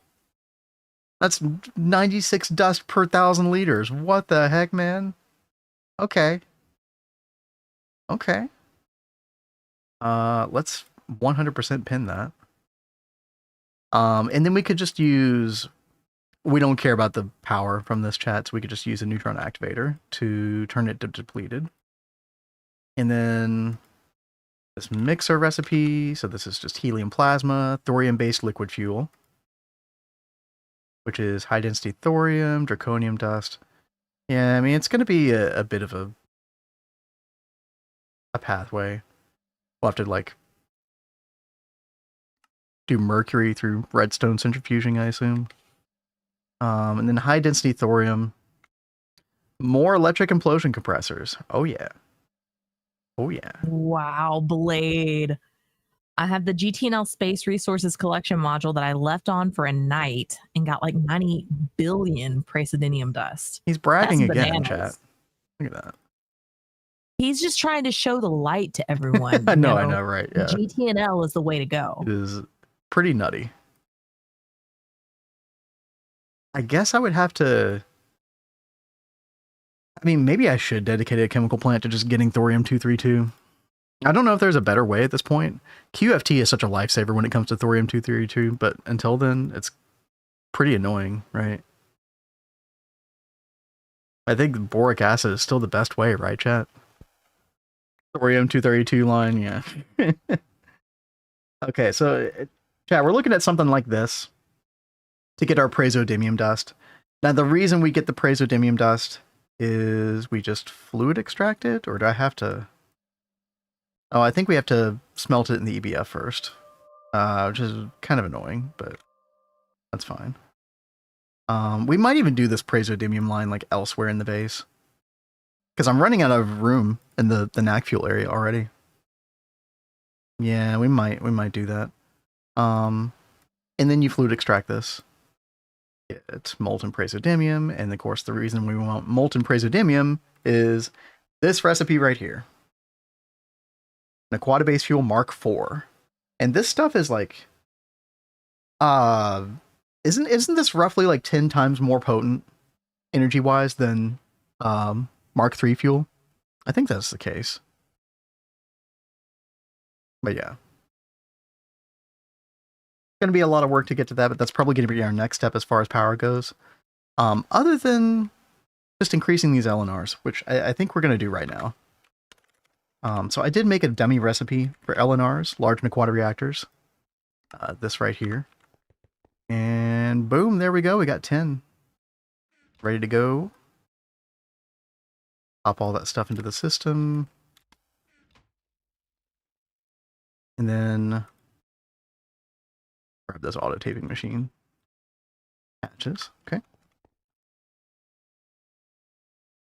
Check the depleted thorium fuel. Do you get it all? That would be crazy if you got it all back. Hold on. Okay, you get 16. Oh, 80% chance. Okay, so let's say you got like 12 back, just to be conservative, right? 12 dust per 1,000. To make 1,000, how much does that require? Right. 4,000 from one of these high density. To make that, you need 5 of these, which is 5 wrapped thorium, which is 64 of that. So that's 64 times, that's 320 of that dust. A 1 to 16 ratio, 320 divided by 16. That's 20. I don't know if you get it all back, right? But you probably get like a good portion of it back at least. Right? What's up, Bama Rebel? I heard you were causing mischief over on Potato Stream. What was he doing on Potato Stream? There is now a lizard streak mechanic in Potato Stream, where the more people post the lizard emote, the higher the streak goes, the more they are given pats on the head. That's funny. So slightly concerning.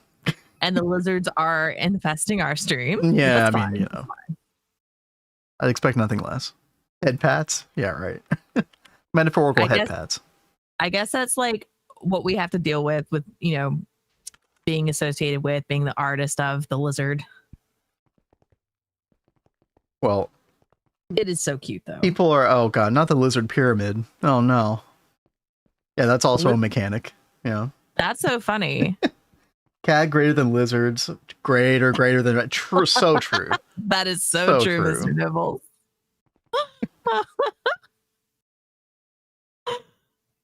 All right, chat. We're gonna build 10 more of these, and I think I'm just gonna we're gonna use a little matter manipulator. So this is where that planning would have come really in handy, because I wouldn't have needed to even like craft those LNRs the way I did.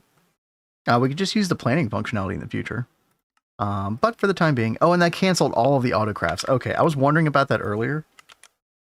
If those would just sit there forever. No, wait, they're still there. How do you get rid of these, chat? Sorry if somebody mentioned it earlier. Clear manual plans. Okay, no, we figured it out. We figured it out. Bama. Sorry, guys. I leave now. Mischief follows me. Yeah, no, okay. You're good, no, good to see you, Bama. Yeah, chat, let's mark copy. I did this earlier for the lasers. I cleaned things up, by the way, so that we were actually able to fit our 8 tall LNRs down here. We were kind of having them. We were worried about that yesterday, so that is all fixed.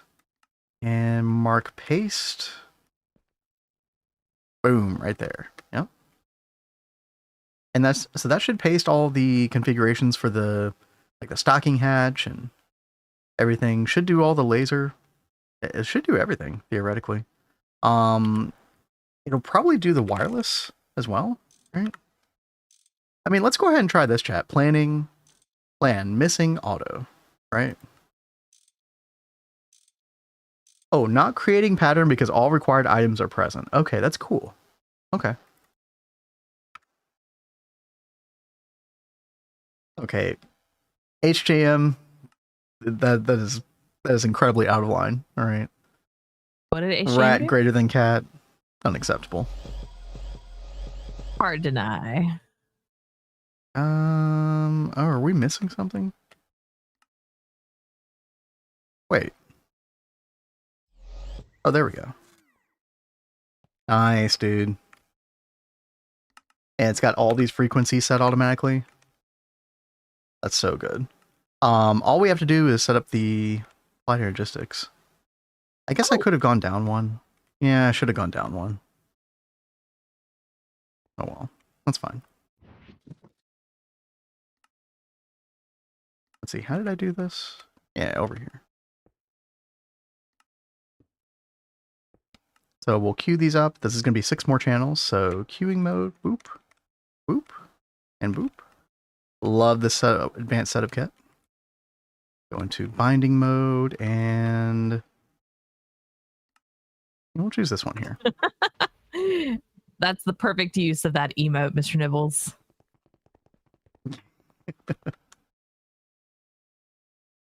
That's one of my favorite potato emotes. Yeah. Other than the ones you made, Kat, obviously. Oh, well, thank you, baby. Obviously. No, we should probably come up with something kind of like that for us. But the next emote I'm doing is the chicken. I forgot to click this 3 times. Oops. 2, 3. Right? Yeah. Lizard, I think, is my favorite too. That one really did turn out so freaking cute. It is, I think, the most used emote of his, right? It has to be. All right, here we go. Barton says, how valuable is it to buy a server to host GTNH when I'm not home? It's kind of difficult to give a value proposition when it comes to money because, you know, everybody's going to value a certain amount differently. But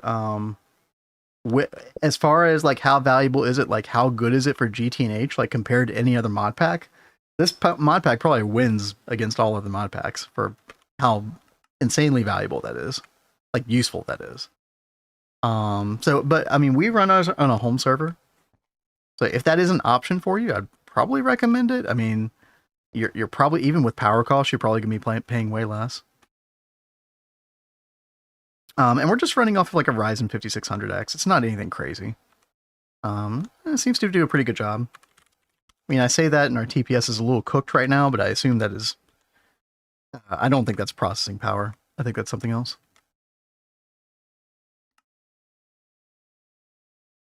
I had trouble finding like something as low as 10-15 a month, Kate. Maybe I just didn't look in the right places though. But there we go, chat. We're making even more power right now. That should be 6 billion EU per tick, roughly, like 6.3 maybe. And then let's do it one more time. He's right. RAM is becoming the issue now, though. Yeah, that's a very good point. And you do need a good bit of RAM for UHV-Age. So if you don't already have a home server, then making one is probably not an option for most people. All right, yeah, we're gonna go one below this time. And mark that for copy. And paste, right? That look good? That looks good. Plan missing auto. Oh, and so now we're missing 3 wireless connectors. So now if I go to plan, there's our plan. Wait, what?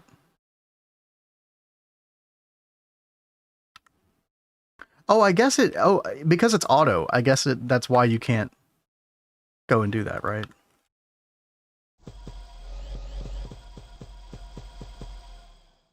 Okay, yeah, so just like auto crafted those extra ME connectors. Auto be auto. This is very true. All right. Very, very cool, chat. We're our MM skill is going up in levels. Feeling pretty good about it. Thanks to you all. Buck converters? Who's that? Me and my friend use a European hosting server for 16 a month, 8 gigabytes of RAM, 25% off. Yeah, that's pretty decent. That sounds pretty good, actually. All right. I think we're good, and this probably is just, yeah, these are just straight up running, chat. There we go. 20 LNRs. Let's go change our calculations. We've got a little, like our little sign down here at our main LSC. So that is double this now. So that is 8.36. Let's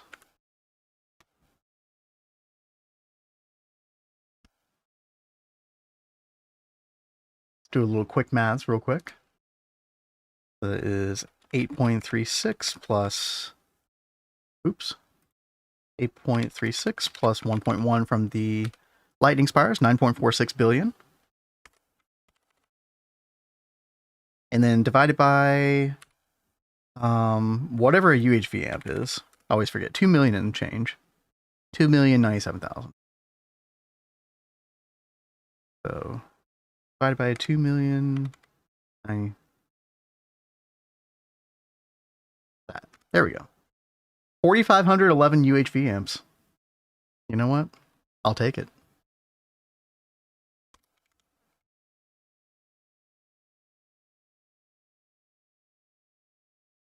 Two to the 21. Wait, what?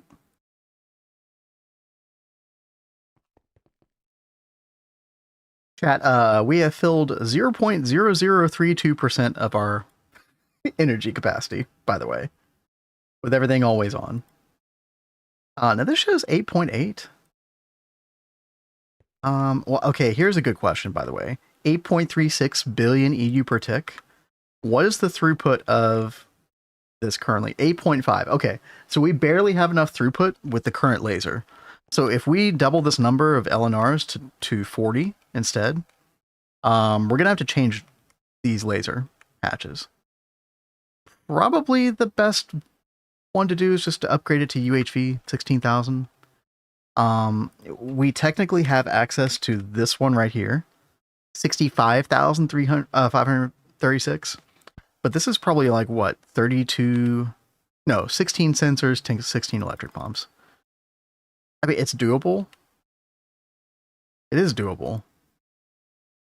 It would really future-proof things as well, because that would be 16 times the amount of power that we're currently throughputting. Oh, it might be worth it to do that. Think your battery's about to run out? Yeah, right.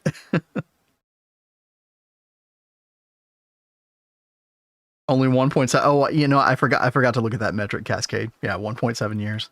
I had a feeling it'd be a year. Yeah. So why is it? My LCR does not want to run 4 titanium honeycombs on 3 EV energy hatches with a battery buffer behind it. If it's stopping halfway through, then it just, I mean, that's acting like it doesn't have enough power. I'm trying to think why that would be, though. Do you have enough throughput coming out from the battery buffer? I guess it'd be my next question. I mean, it definitely seems like a power issue. Because it should only be trying to do the double hatch overclock, right? It shouldn't be trying to, like, go up another tier with 3 energy hatches. 3 energy hatches should theoretically work on an LCR. Kind of keeps you from, like, having maintenance issues be a power fail issue. How to do that? Well, I'd have to look at your setup, because I don't know what kind of battery buffer you're using, or, like, you know, how many batteries you have in it, or what you've got going on with that. I mean, you would definitely want a minimum of 6 batteries inside of that battery buffer, right? Because in case you don't know this, because this is kind of non-intuitive, but each battery that you add to a buffer, each battery that you add to the buffer means more. So if you have 2 Labtron batteries, that means only 2 amps is coming out. So you need 6 batteries to get 6 amps out, because remember, each energy hatch requires 2 amps. So you're going to need 6 batteries. You're also going to need to make sure that the gauge of your cable is able to support 6 amps. Otherwise, you're going to have a fire. You know, your cable's going to burn up. Yeah, oh, wow. the whole battery thing equaling the number of amps is not exactly the most intuitive thing. So how many of these petri dishes do you think I should have? I could do some math, because I'm not 100% sure. Because I'm already over 200. Okay. It might be 256. Okay, so if we look at this, we need, you know, how many petri dishes would you need on average to get 7.5% to work? Like 16, let's say 16, that might be overkill, but let's say 16 of each of these items for each petri dish. And we want 16 of these. So 256 plasmids, 256 purple petri dishes. All right.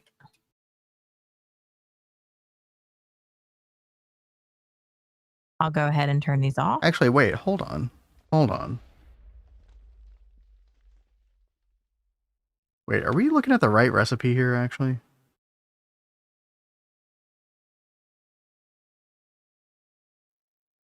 I've been looking at this recipe, but don't you actually need to do this?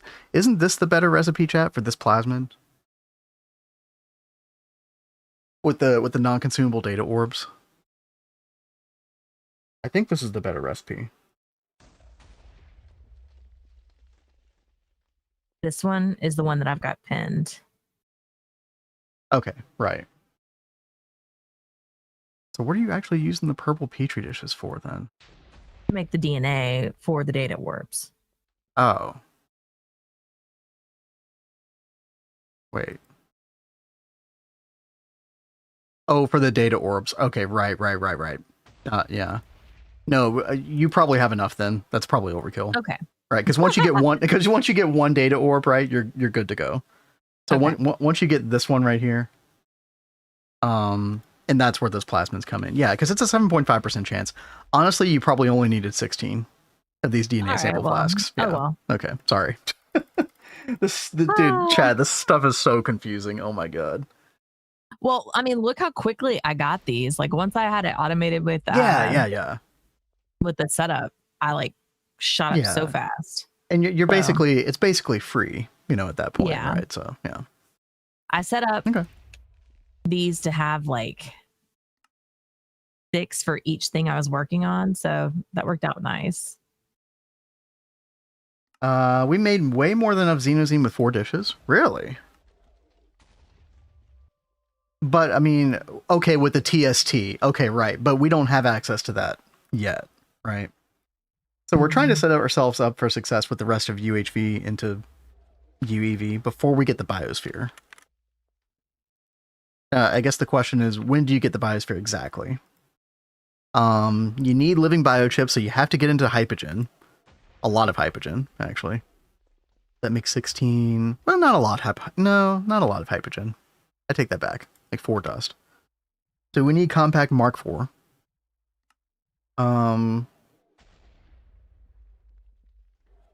Yeah, glowstone nanites.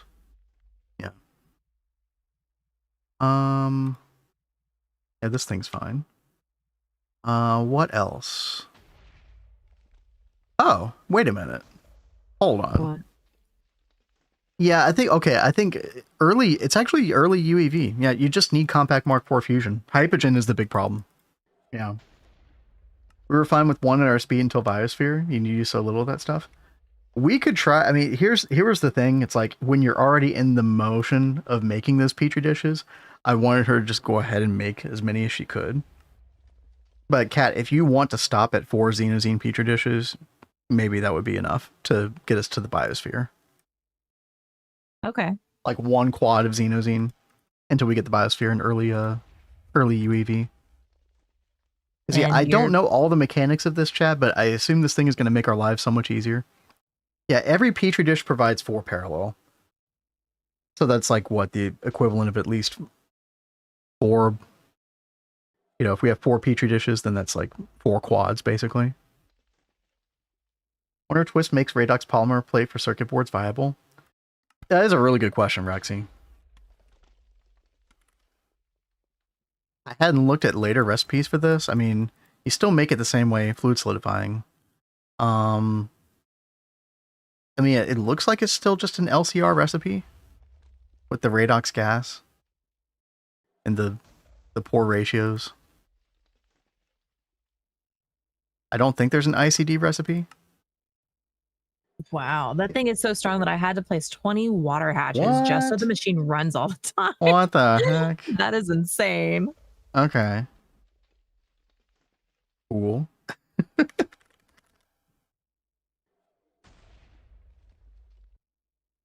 Oh, Mr. Nibbles, that is weird. He says, I hate modern Minecraft. So many stupid things have changed. Example, if you're creative flying, then turn it off to drop down some, then turn it back down and convert your downward momentum into forward momentum. Why? That is a little weird. What are you playing right now? Like, are you playing a modern mod pack?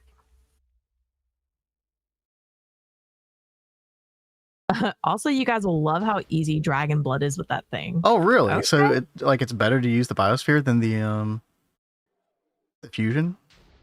Draconic Evolution Fusion crafter? Wait. What am I missing?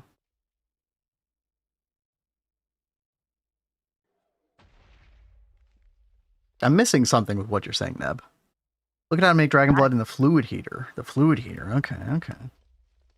Zydus Guy says, working towards upgrading my benzene 8 EV industrial coke ovens. Now I need to figure out how many farming stations I'll need to get the 150 logs a second. Like, I think we did the farming station, but didn't we end up going to like a crop manager with like several layers of crops? For wood, yeah. I mean, the easiest thing early on is just to keep scaling up your crop managers. And the nice thing about even the LV crop managers that you can do you could have it elevated at the same level as the middle field of crop sticks. So I mean, you're not really gonna be able to see it, yeah, but we have 2 crop managers here. So, and you can kind of see it back there. So it's on this middle level, which is like the 2nd layer, and then it's also on this level, which is the 5th layer. And then the garden soil from Z-Tones is really nice, by the way. And I mean, this will get you pretty far. We did do an accompanying farming station eventually when we got to HV, which really helped. Dude, that in combination with the, I don't have it anymore, but the what do you call them? The clocks. Oh, dude, the time wood clocks. Time wood clocks. Yeah. Put time wood clocks underneath the soil. This thing goes, zoom. It was insane. Yeah. But Nep, I totally see what you're talking about now. The dark beer. I think we talked about this like a long time ago. Yeah, for this dragon blood, and then you fluid heat that to get the normal dragon blood. Yeah. Well, we'll definitely go that route. Yeah, thanks for the reminder. In fact, I will pin that. Like up here. And yeah, that is it's a good idea that you're trying to like be as power secure as possible going into IV. Yep. IV will guzzle your power for sure. Let's see. 2 billion times faster. Okay. Sounds a little insane. Like I said, I haven't looked at this biosphere that much. See, what is this automation mode? Petri dish controller slot, so it's 1x parallel. You all must have done the bacterial vat mode, not the automation mode, right? Then there's the brewing machine mode, fermenter, okay.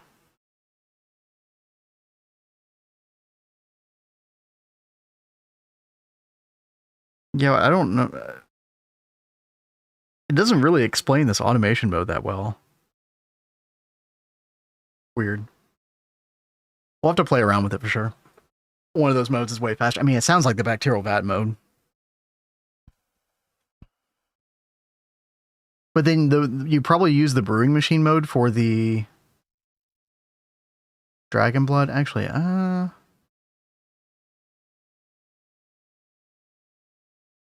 I don't know. We'll play around with it when the time comes, which is going to be, probably like 2 weeks away or something like that. Popping in to say life goals to play Minecraft together. Hope you all are having a great day. Thank you, Pungo. Yeah. Thank you. Yeah, Kat and I love playing Minecraft together. We've been doing it since we got married. Yep. So like 10 years ago. Our favorite pastime in present time. It is.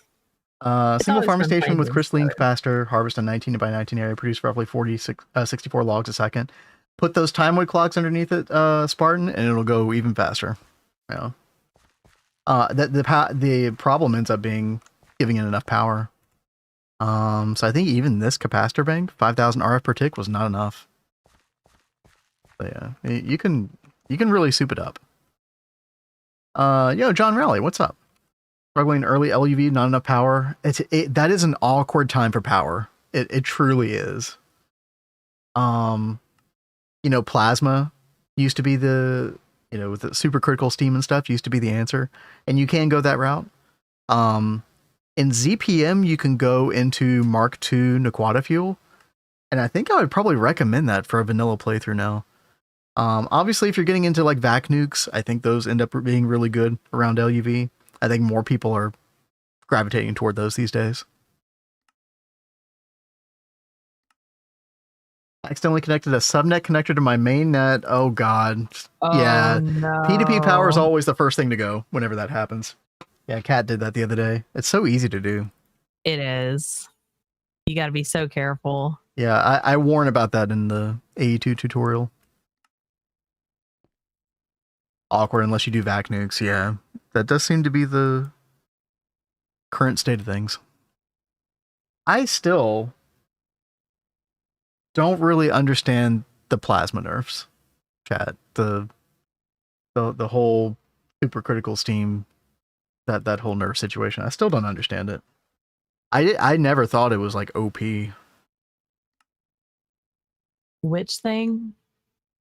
So back in Neo Tokyo, we used helium plasma and then tin plasma to make supercritical steam, and then you put that in a supercritical steam turbine or XL turbine, and that's how we made power until NAC3 fuel, actually.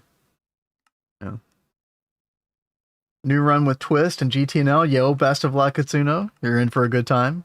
Yeah. Insuo. Tin plasma is pretty OP. I mean, It's at a point in the game where you really want to start utilizing a lot of multi-amp stuff. So I felt like the increase in power was completely justified. I mean, now you've got vac nukes that are filling that gap that are, I would assume, equally OP in a way, right? So you could run an in-game base on 10 plasma? Really? That sounds bananas. Maybe I didn't realize how crazy that was. I mean, couldn't we... I wonder if there could have been a way to nerf it without nerfing the earlier game usage, right? Yeah, Rexy caught me saying it again. Yeah. Okay.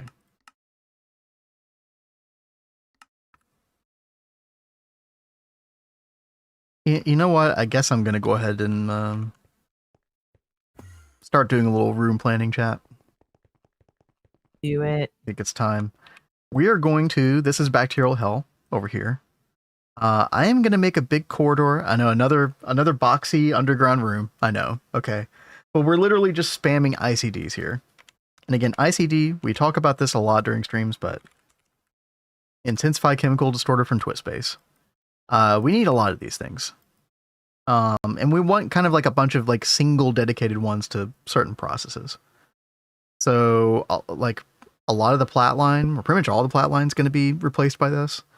Bastnasite can be done by this. And then the Nequadria stuff as well.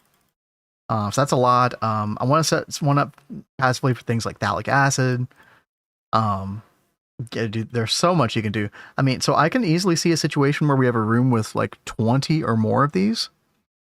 And we'll make sure we don't box ourselves in so we can like make the room bigger if we need to. But yeah, molten silicon rubber, phosphoric acid, molten epoxid with one chemical distorter. It's kind of insane.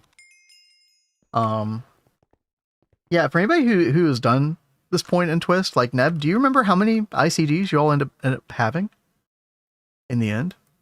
I until you start overclocking them. Yeah, I could see them being a big power drain. It's just I'm ready to simplify a lot of these setups. Oh, you're talking about something else. My bad. Yeah, you're talking about us ICOs. Yeah. And yeah, Kat, I do think, speaking of the ICOs, before I do this, chat, we were talking about Xenoxene and how we're going to produce this stuff, chat. We need, where is it?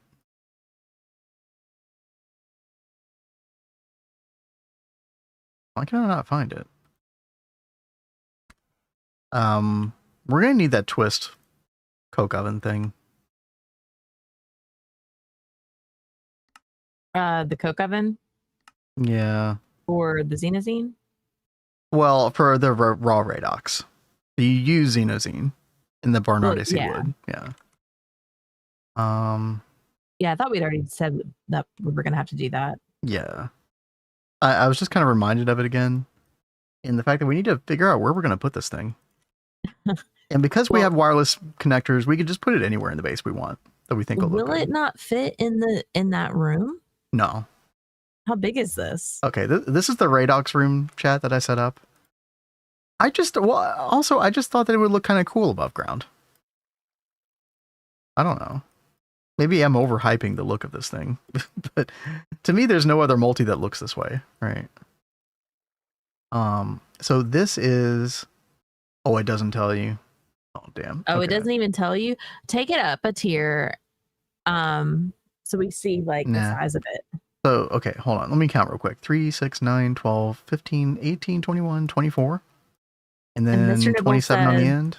And then copy 29. From earlier. Don't think you saw my reply. I had to set up a 1.21.10 instance to get up close on a build I'm copying.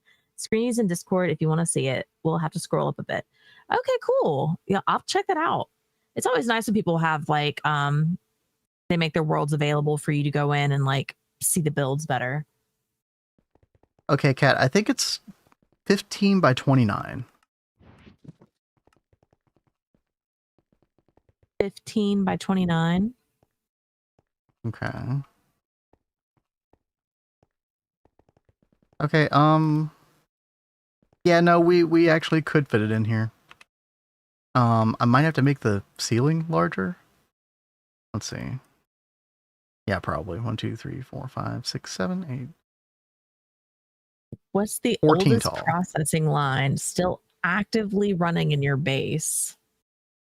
Let's go take a peek, because I'm over here by that. That's a great question. Yeah.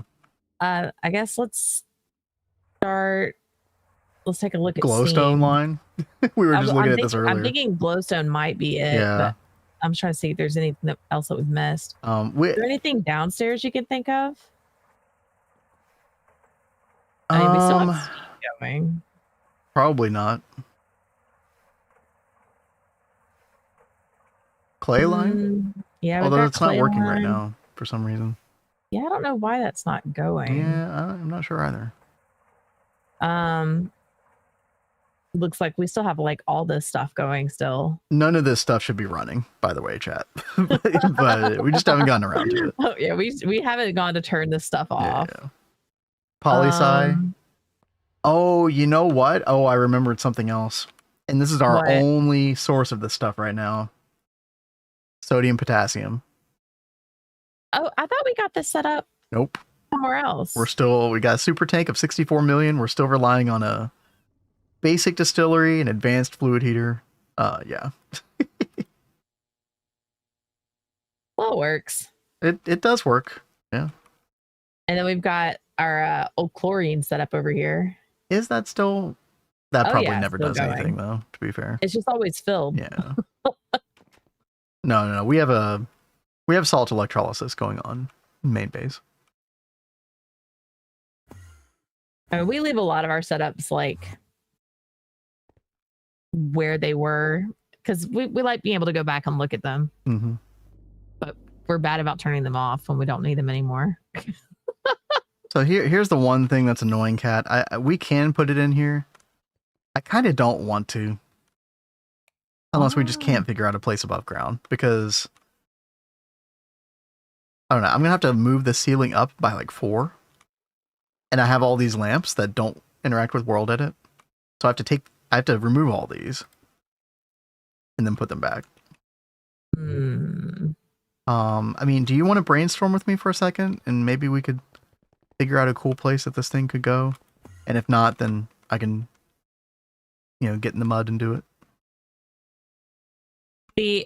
It's like, I understand that pain because I had to do that in the Bacterial Hell room of removing all those lamps to be able to move the ceiling. But I still really like the idea of that being there. Being where? In the room? In that room. Okay. All right. If you were set on that, then that's fine. We'll do it. I'll do it. I'm trying to think of anywhere else. Like, I don't know if I'd actually want that one above ground. Okay.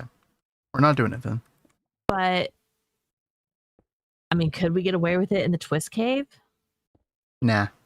We need that space for other things. We're putting it here. Okay. All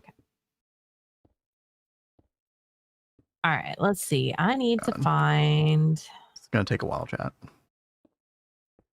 PCR. Does the centrifuge also go down there?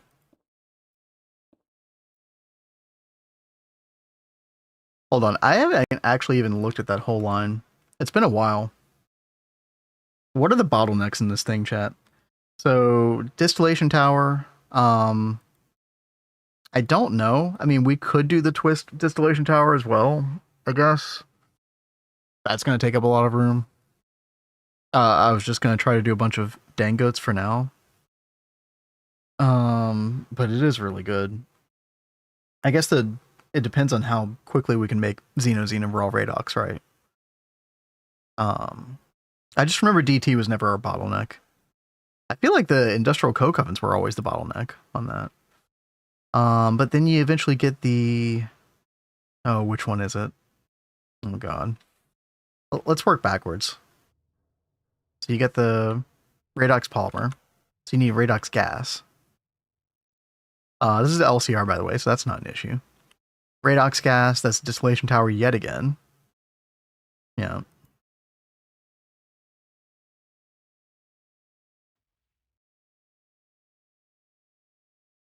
Right. So that's definitely not going to be the bottleneck, Rexy. Exactly. So we have to look at like what else is going to be the bottleneck in that case.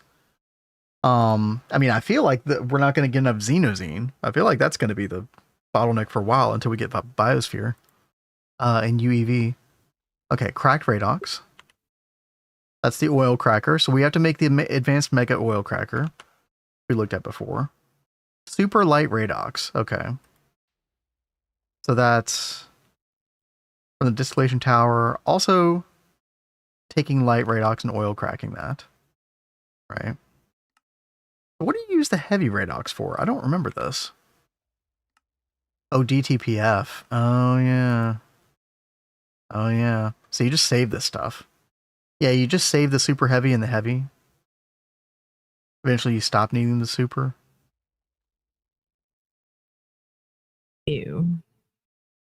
You could oil crack into light Radox as well, but I don't think we probably just save it. Yeah.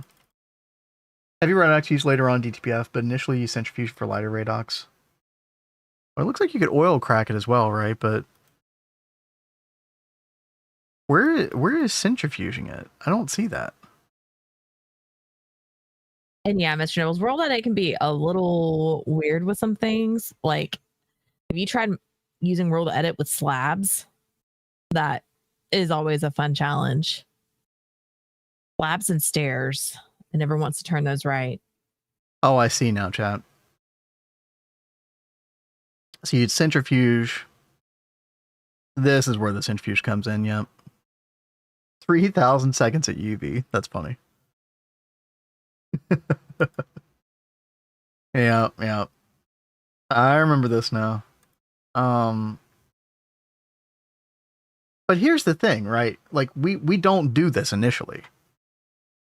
There's no reason to do this unless you just really badly wanted to convert everything over to light Radox and super light.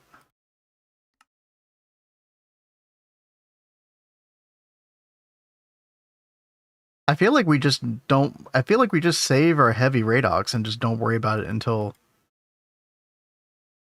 DTPF, in which case we do need the super for a while. Until Eternal Coils, exactly. What you were saying. Who was that? Somebody mentioned Eternal Coils. Yeah. I wanted Schematica had to print a whole base section, and stair slabs are not. Yep. Stair slabs and like architecture craft stuff. Yeah, Schematica is not ideal for that.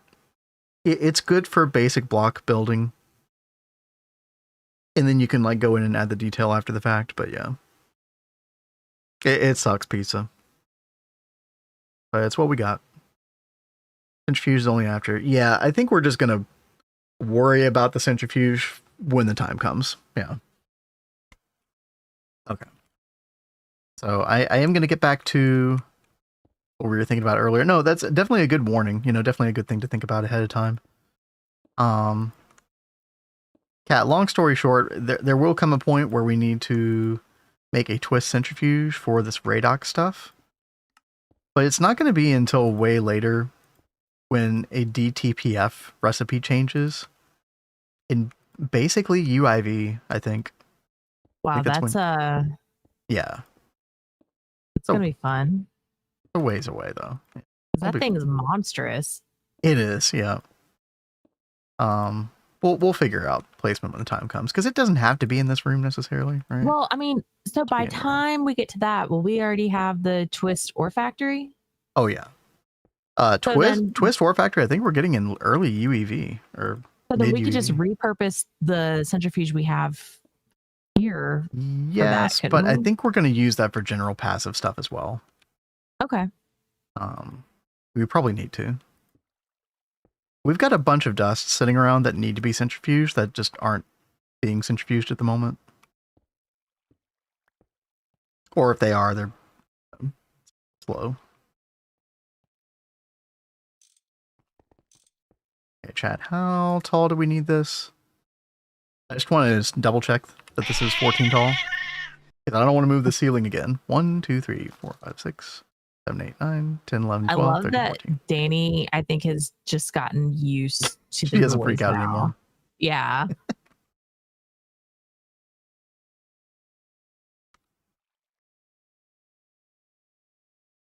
Okay. And then we're going to do this.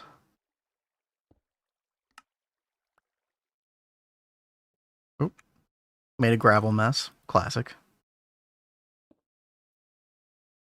Yeah, and then we're going to stack 4. Yeah, there we go. Beautiful. And then get rid of our mess. Place gravel, air. I misspelled gravel, but it's still new. It's fine. Somehow.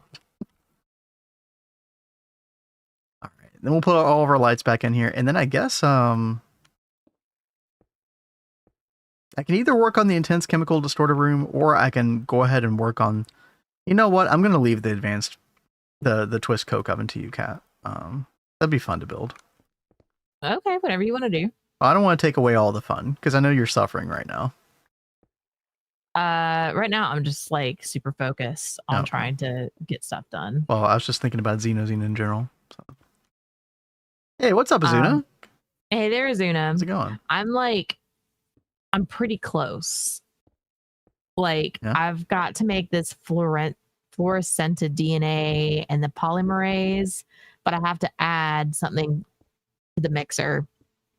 Oh, that's why you're over. I got you. Yeah.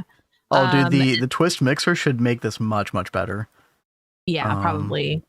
Now, I've got to make the polymerase, if I'm saying that right, with the centrifuge. I haven't even looked at that, but that one's not twist. You could probably use you could probably use the twist centrifuge, but in order for the stuff not to go to like ORPROC, for example, you'd have to like, I think if you just like filtered an output hatch, it'd probably be fine. What's the centrifuge recipe again? That right there. What is that? Enzyme solution. Okay. So which we should already have in the system. Yeah, you could just do an input hatch and output hatch on that centrifuge. You would have to color code the hatches and have a hatch that had circuit 17 non-consumable. But yeah, if you color coded everything, I think it would be fine. It would work. Yeah. Okay. Well, then I'll try that. Yeah. Yeah, twist centrifuge is gonna be a lot. I do remember that, Rexy. So I remember something about this whole process being slow, and I think it was that centrifuge recipe. So yeah, that's gonna come in clutch if it works. It should work.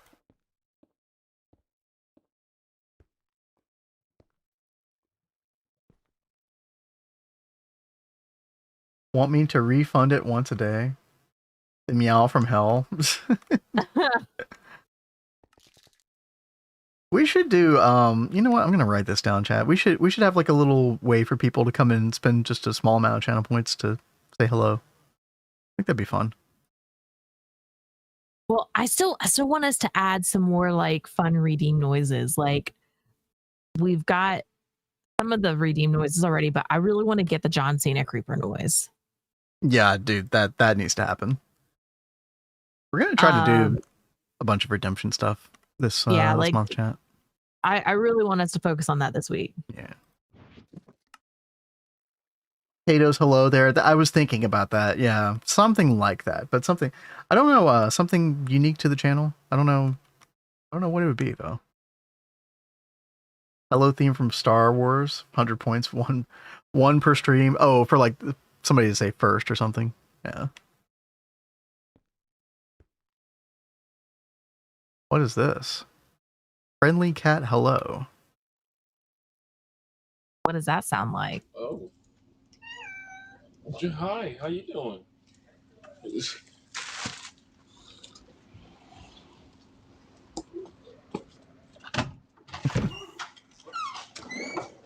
Thank you. Kitty came out and said hi. Huh? The kitty came out. Oh yeah, she's super friendly. You could pet her if you want. So crazy. I couldn't hear that very well, but maybe we could grab something there. Or maybe we can somehow like get our cat Danny to actually make a pleasant noise. Also, when she normally talks, she's got a very soft meow. Like, she's very soft spoken unless she's being a brat. That's the funny thing. He loves to do the silent meow thing too, chat. Does anybody else have a cat that does that? It'll be very interesting to know how her meows will change after we get the new kitten. Yeah, chat. By the way, yeah, I think that's going to happen pretty soon, right? Yep. We're using like a cat adoption agency. Well, it's like I like the idea of getting little rescue cats. Like all my cats have been rescued so far. And you know, when they aren't at the Humane Society, they're around people and other animals more often. So I think that means that the cat will get along well with Danny more. I don't know, that's just what I think. No, listen, I mean, here's the thing. You're planning on having a cat for like 15 to 20 years potentially, right? Yeah. So that's not a decision you want to make, you know, willy-nilly. African gray parrot Apollo on YouTube. What the heck is that? My cat Muse, nice. That's cute. I lived with someone who had an African gray. They're very interesting. My cat is getting very annoying and increasingly needy every day. Well, are you giving your cat enough love and attention? Sounds like they're just taking advantage of you. Danny, like, she's very good at letting you know when she wants attention. Like, Ben shuts the door for his streams so we don't like hear each other, and it's annoying when that happens, you know, with the audio. Yeah, I mean, we just made that earlier, Blade. They're UHV. But once he opens that door, she goes in there and will like perch on the back of his computer chair. That's like her spot once the door is open.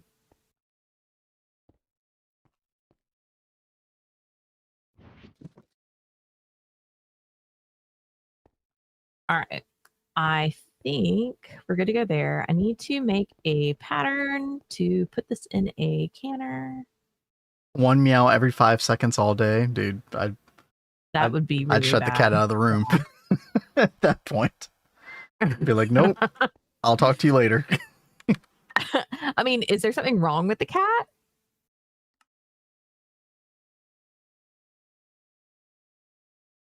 Maybe it's time to take the cat to the vet and just get a checkup. Well, that's a good point. Okay. Seemingly no. You know, cats are very stoic, and it's hard to know when they actually have something going on with them until it's very obvious. Yeah, that definitely happened with our cat to a degree. Yeah. Well, I mean, with both of them. I mean, with Danny, she ended up having like kidney stones, and we had no idea until I found blood outside the litter box. And I was like, what the heck? So like I rushed her to the vet, and they're like, oh yeah, she's got kidney stones. And that's why she had to have surgery like 2 years ago. Mm-hmm. But we had no idea. If we had not have seen the blood outside the litter box, we would not have known. And the vet was like, yeah, cats are like really good at just staying like pretty chill. And it's just like, well, that's not good. So maybe it could be you need to go get a checkup. I don't know. Oops. What did you do? Made an oopsie. Oopsie. Oopsie. Oh yeah. I need to go over here and deal with this. That was our laser tunnel to the space elevator. Kind of important. Wait, oh, by the way, chat, I did put 2 more of these on here. So we have 3 space mining modules Mark II with the mining drone 8. And so that was getting us, I actually did this in order to get more, which material was it? The Tiberium. But we were still in the negative on Tiberium. The NAC fuel was just using way too much of it. Yeah, it uses like 27 per 100 liters. So that was another reason I really wanted to move to the chromatic glass dust, because this is renewable as long as you have enough power to make it. And yeah, I mean, it's just straight up better, you know. Double the recipe. Or double the output. Yeah, let me make sure I didn't screw this up. I think we're good. So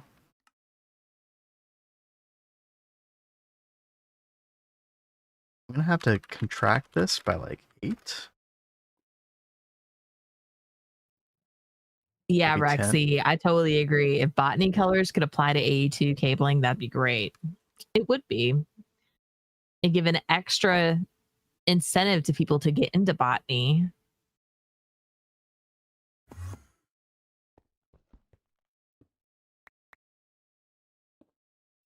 Chat, by the way, if you don't know what I'm doing, I am doing what I was talking about earlier, which is making the ICD room for all these things. The hourglass chemical plant, basically. Okay, let's see. I do want to make sure that this is symmetrical. So that's 23. And that's 20. Okay, okay. We'll take this in by like 3. I can have more than 16 colors for 82 cables. It would be kind of nice in a way, wouldn't it? Mm-hmm. But 16 colors is just so like embedded into the logic of Minecraft. But I don't know. Like part of me thinks that, you know, that could like you put too many color options that could look cluttered as well. But yeah.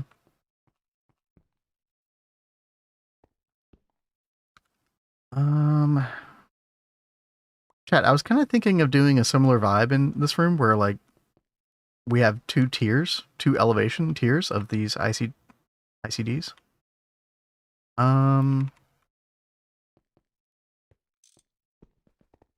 This is 23 long.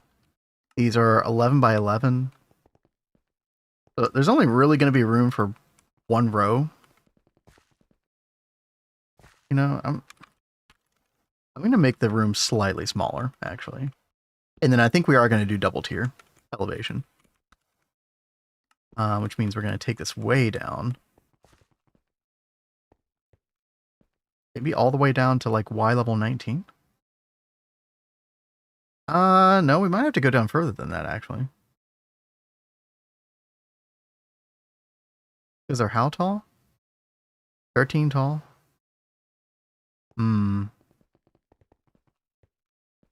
Separate menu, color wheel. I mean, that definitely is possible, yeah. How easy that is to implement, I don't know, though.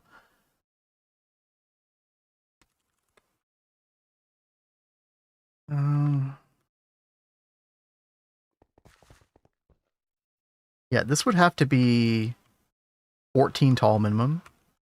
Okay, so if we take this down like another 3. By the way, Kat, if you have anything interesting going on, let me know. I'm just yapping about what I'm doing right now. I'm just finishing up setting up the centrifuge, the twist centrifuge. I got all these colored. Hopefully this will work right. Chat, we ran into a slight problem here.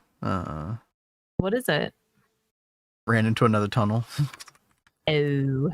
I think this is going to have to be the lowest Y level. I think we're going to have to come into this room and like go up a little bit.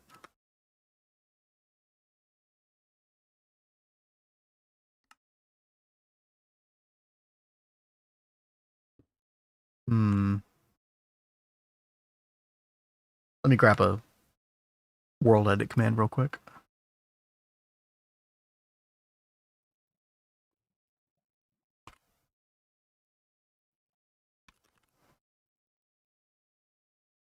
That stuff.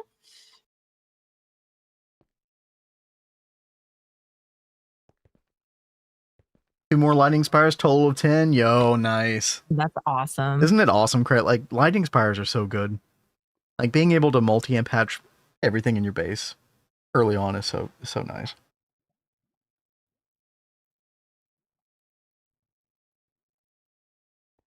All right. I am about to cook up the fluorescented DNA and the polymerase. Hopefully get these data orbs we need. And then we can start working on getting what we needed. Which is what? My brain is so cooked right now. I don't even freaking know now. Holy crap. Okay. I know. Yeah, by the way, if we don't finish this today, which is probably likely, I think I'm going to help Kat make sure that, we get this done for Thursday. Because it would be nice to be able to work on, like, Radox polymer line on Thursday. Mm-hmm.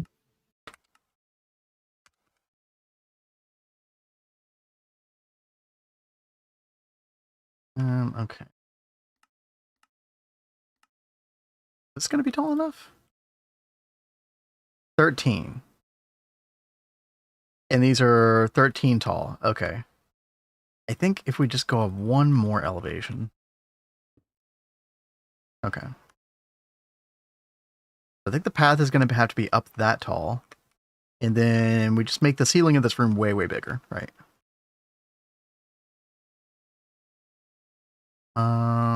By how much? Maybe like that. Oh, we got gravel.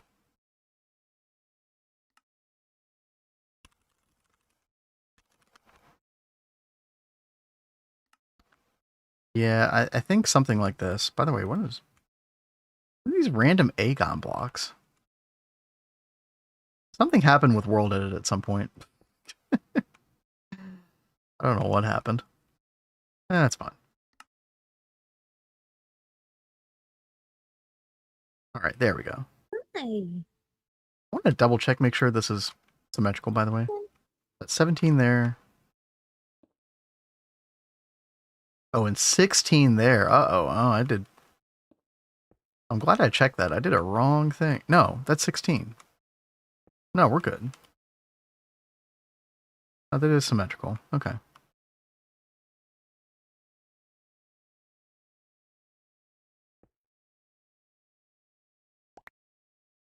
Okay, and then let's do this right here. Chad, this is not going to be another padded room, by the way. Don't worry.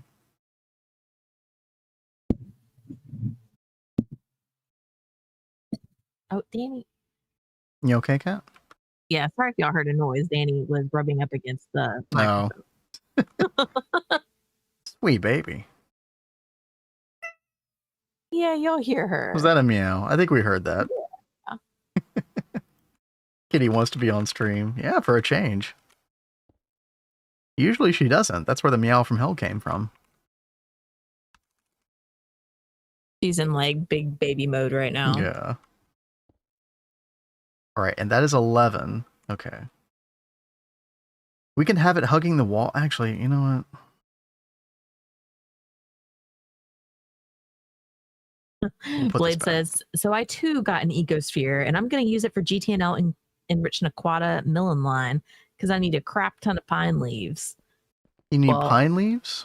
Oh, for milling? Okay. I'm sure you won't have a problem once you get that ecosphere hooked up. That thing is so crazy. I love how us and Blade are like doing very similar things right now. Mm-hmm. Cool. It's fun. Where did the data orbs go? I thought I had those already.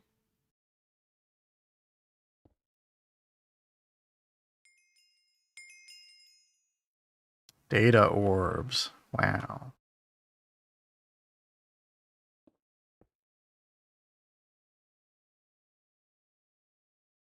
That's the only reason my friends and I can play this pack. Yo, that is awesome to hear. Thank you so much for saying that.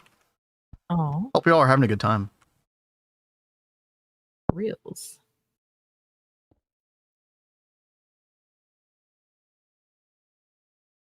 Oh, this is sad day. And if you ever have any questions, we do have a very helpful community here. You can join our Discord. Always ask in chat, whatever you need.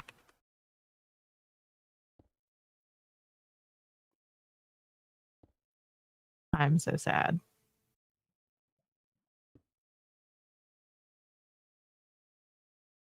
Always one tier behind you guys. I mean, I guess we're moving at like relatively similar paces then. Makes sense.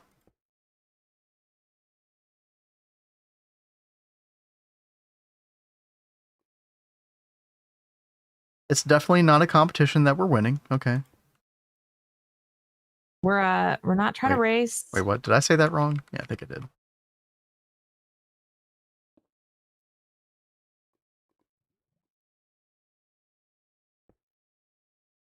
Okay.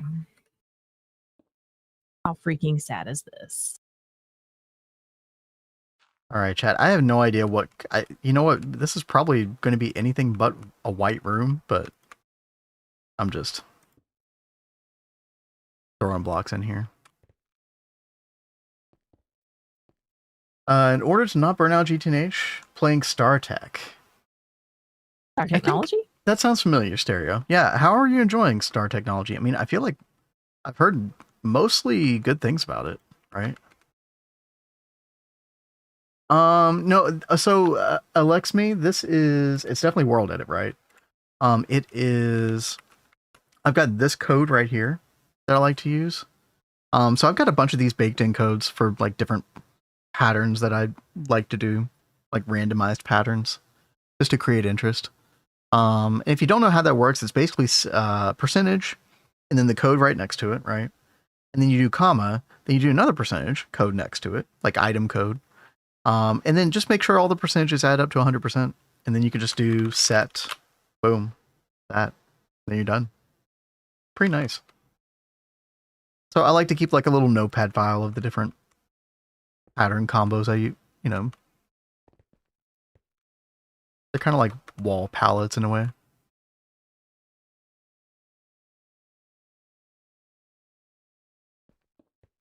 But like I said before, this is definitely just placeholder. I'm just trying to make the room not look like total garbage at the moment.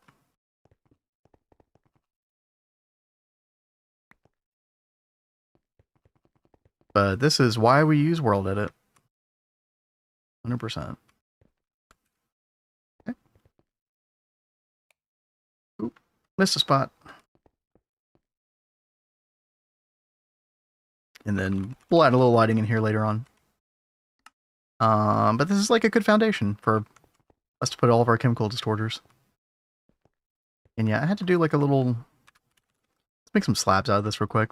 I had to do a little elevation stair up just to make sure that we had enough vertical space for 2 tiers of these.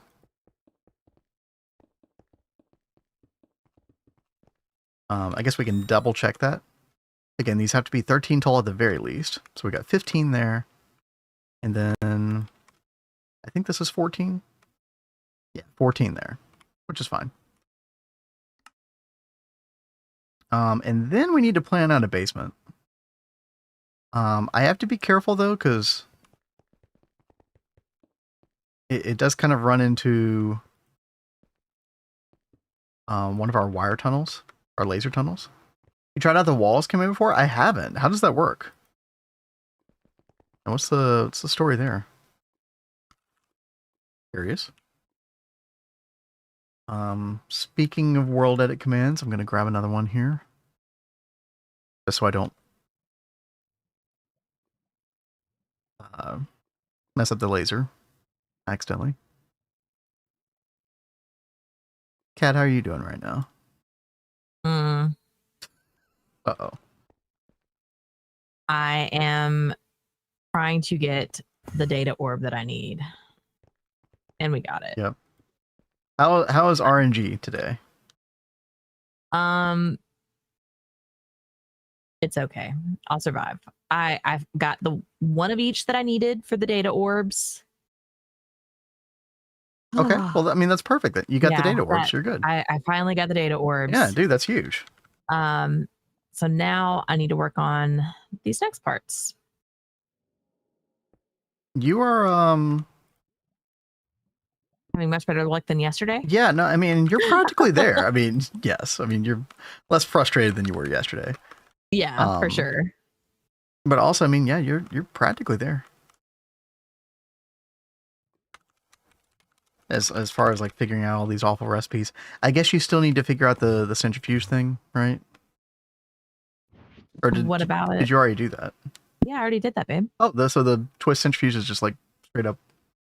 Oh yeah, you've got like 6.2 million liquid DNA. So you set it up for the polymerase? Yeah, polymerase. Yeah. Nice, dude. So it cooks up pretty fast. Yeah. I think it was it you, Rexy, that was saying that was really slow to cook up with the regular? I think so, yeah. Centrifuge? So good thing that we were able to do that. So now I need to take a look at this recipe.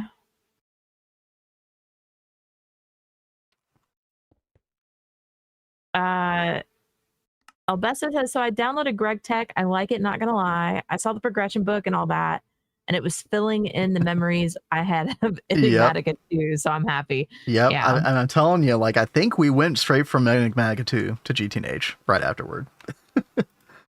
So, yeah, no, I'm so glad that you're happy with it. I mean, I think I said it yesterday. You're in for, like, a lot of really fun hours with this pack. Not to mention, honestly, I think this pack has a lot of replayability, as crazy as that sounds.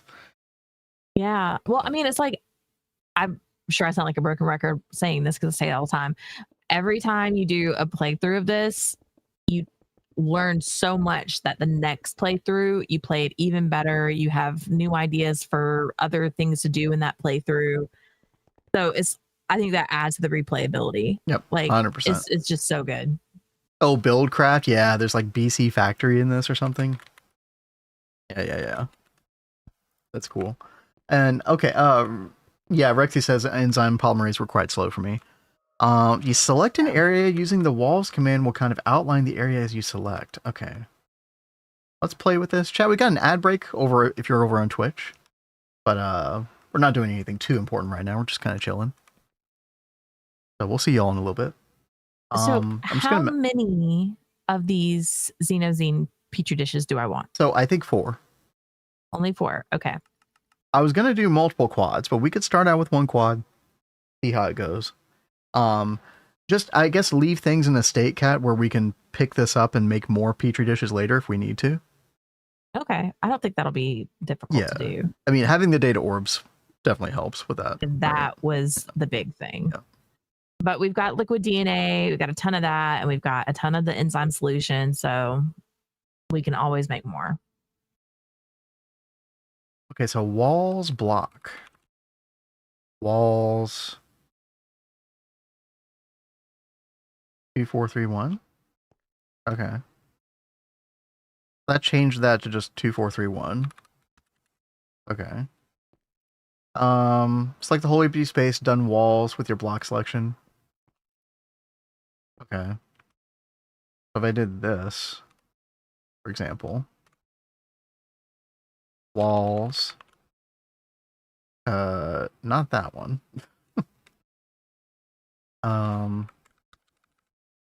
Like this, but walls. Okay. How is that? Okay, I guess I don't understand how this is any different from doing the set command, I guess.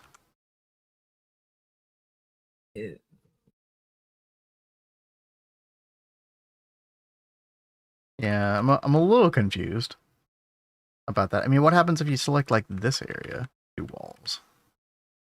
It just... Oh, I see. Oh, okay. So you make like a big box and it'll just do the outer borders of it. Okay, that's kind of interesting. I could see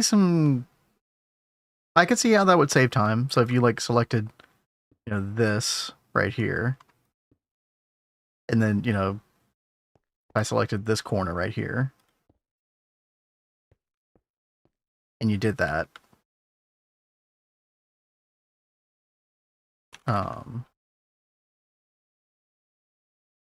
Yeah, I can kind of see that. Okay. We'll keep that in mind for the future. Yeah, thank you. Yeah, I was one off. Yeah, that's fine. That's fine. Second man will fill in spaces, walls keeps empty inside. Yeah, that makes a lot of sense now. Yeah. That would be interesting if you had like a different types of shaped selections, like cylinder selection or something like that. Yeah, that could actually be extremely handy. Are you okay, Kat? I'm not as close as I thought. Oh. Yeast fluid. Okay. So I thought we had enough of these petri dishes. Yeah, but you need like 16 per. Oh wait, I have a bunch in my inventory. Yeah. Okay, thank God. Okay. Okay, that's what I thought. Yeah. You just need a bunch of the plasmids. Well, what I really need is a whole bunch of penicillin. Isn't that also a centrifuge thing? And another bag bat. Okay. So I'm gonna have to go full with that. Okay, that's not that bad though. You should be able to make that yeast fluid pretty quickly as well. So. But I've got like everything else I need for this. Oh, and that's where the detergent really comes in, isn't it? Or is that sugar? No, that's sugar. Never mind. It's just sugar. They look similar. There is a cylindrical. Yeah. I have used that before. It's pretty good.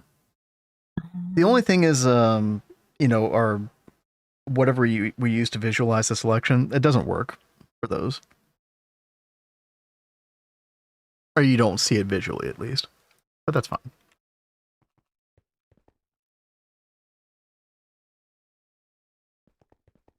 World Edit CUI or whatever it is.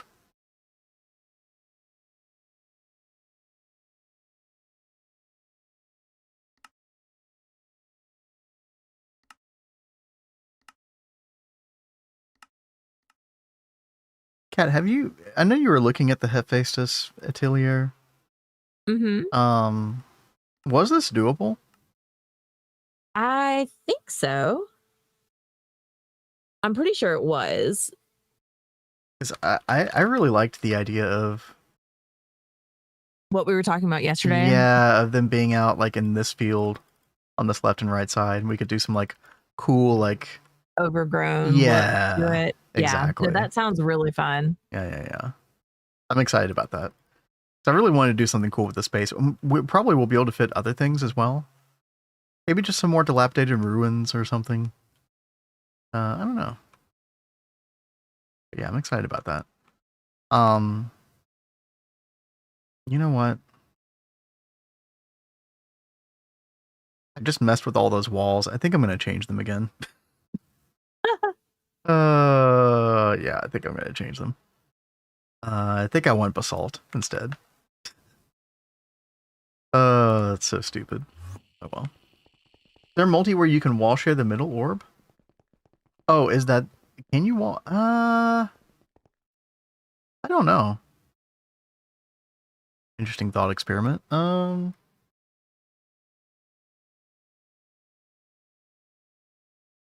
Maybe you could if you did like the vertical axis. Maybe. Probably, right?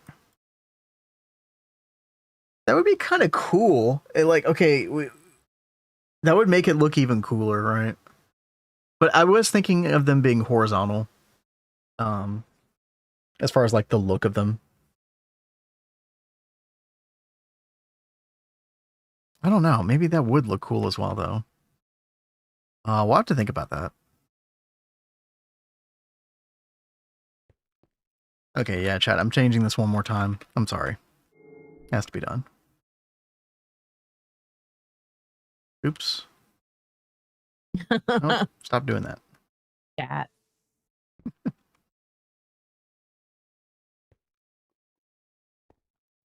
All right. I guess it's time to go back. My favorite place. Bacterial Hell once again. Yep. You know it. You love it. I think I'm gonna have to step away for just a second, and then I'll get back on that. Okay. All right. So I will be right back. Do you need anything while I'm up? Maybe a protein bar. Okay. You're back. Thank you.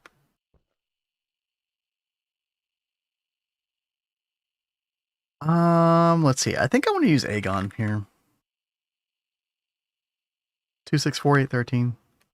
Yeah.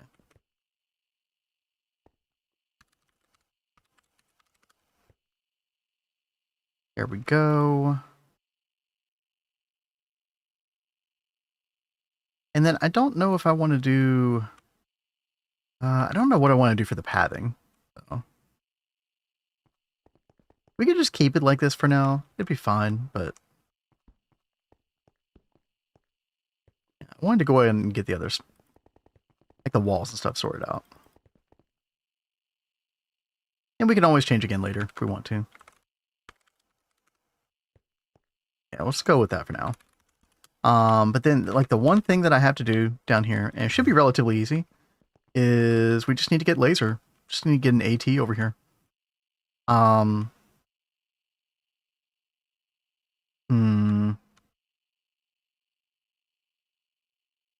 was trying to think, do I want to do, like, another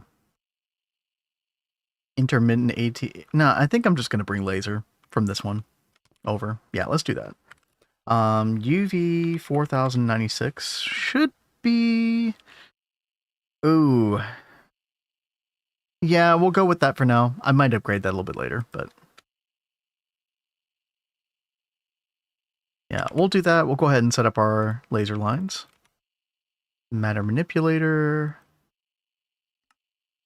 Cable mode. Here we go.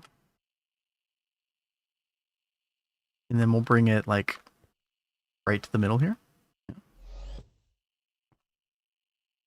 And then bring that out some... Don't need to come out that far. That's probably enough. Actually. Yeah. Something like that. And then we'll do... Oops. Don't do that. I hate how line mode, like, affects different colors that way. Kind of weird. Yeah, what's up, Patch Guy? Did we hear another meow? Did I miss that? I think I missed that. He's very talkative today.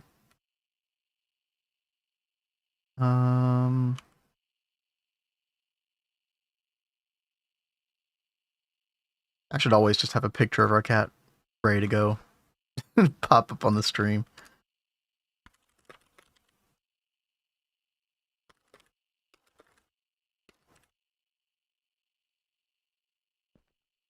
Alright, let's do laser source hatch, 4096 UV.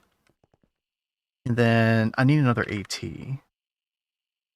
Active transformer. Let's go get that real quick.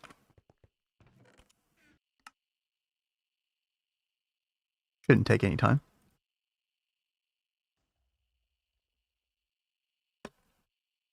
There we go.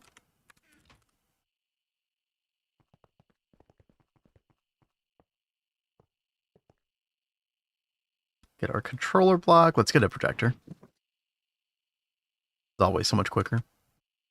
There we go. And turn it on.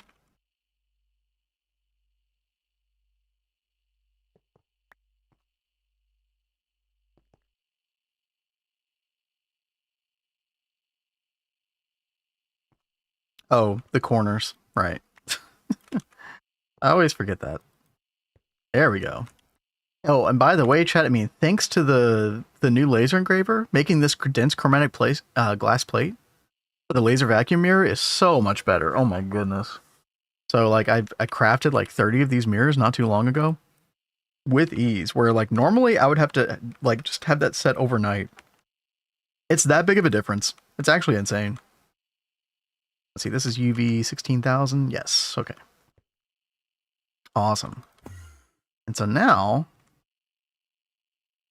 we should be able to just, like, straight up make an intensify chemical distorter. Let's get the ball rolling on these. I guess we need to also think about, like, you know, what do we want to do power wise for these?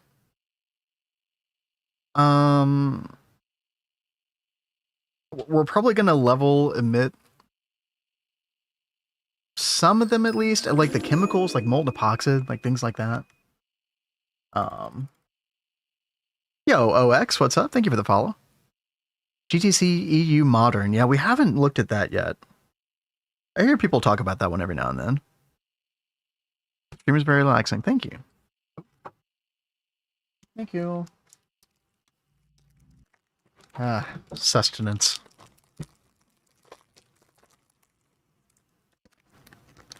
Cat is the true MVP of this channel.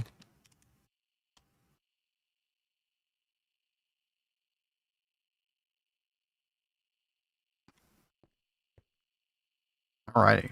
Well, how sweet of you, dear. You what? I said, how sweet of you, dear.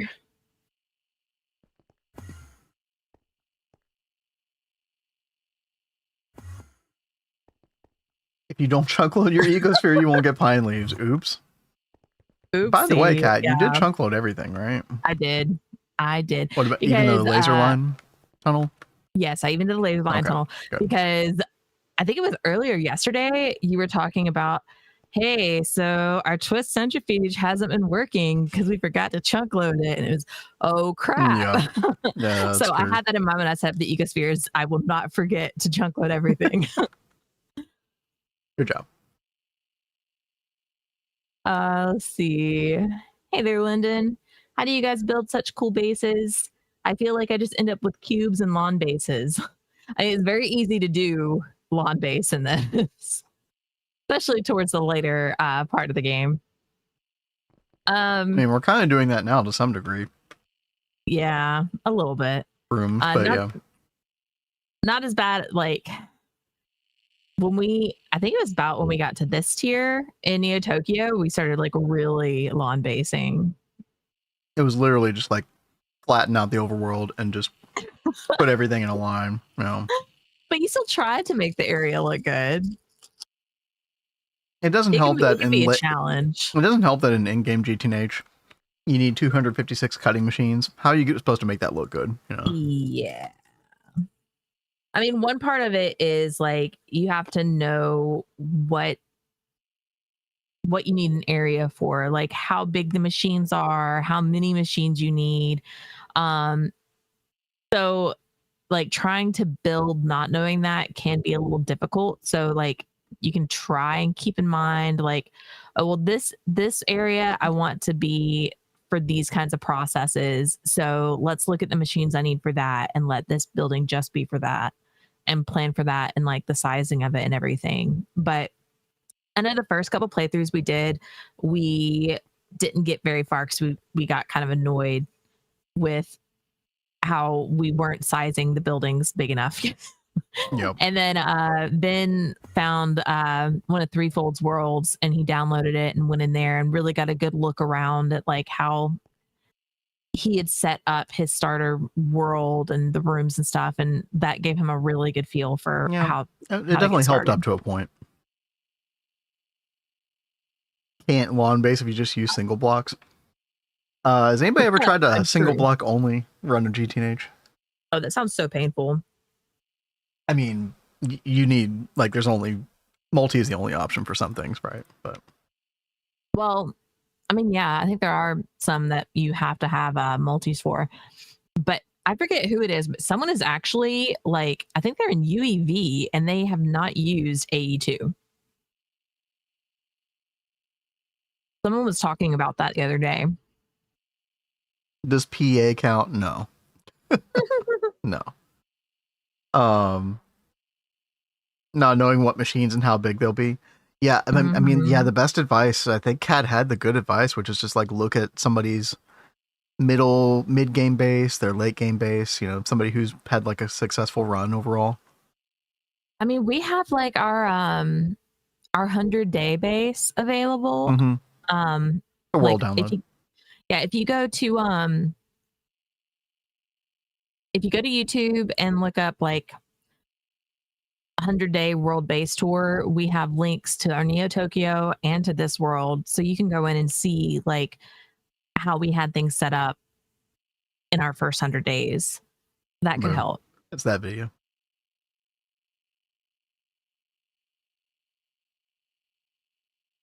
Oh man, Cat, we need to make these nanites go faster. This is kind of painful right now. Yeah, I'm trying to figure out how to get this going. That's probably something. Yeah, we probably should laser hatch that. Chat, I mean, the nice thing now is that now that we have power, we can start laser hatching things more frequently. You can put lasers in the nanoforge, right? Yeah, you have to be able to. Yeah.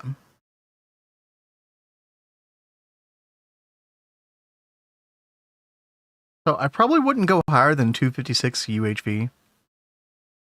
But that would really help out with this. I guess one of the problems is I need to upgrade a lot of these. Okay, like I need to get rid of situations like this where we clearly don't need this AT anymore. It's just, totally not necessary. This is 16,000, and then yeah, I could get a 16,000 all the way over there. Yeah.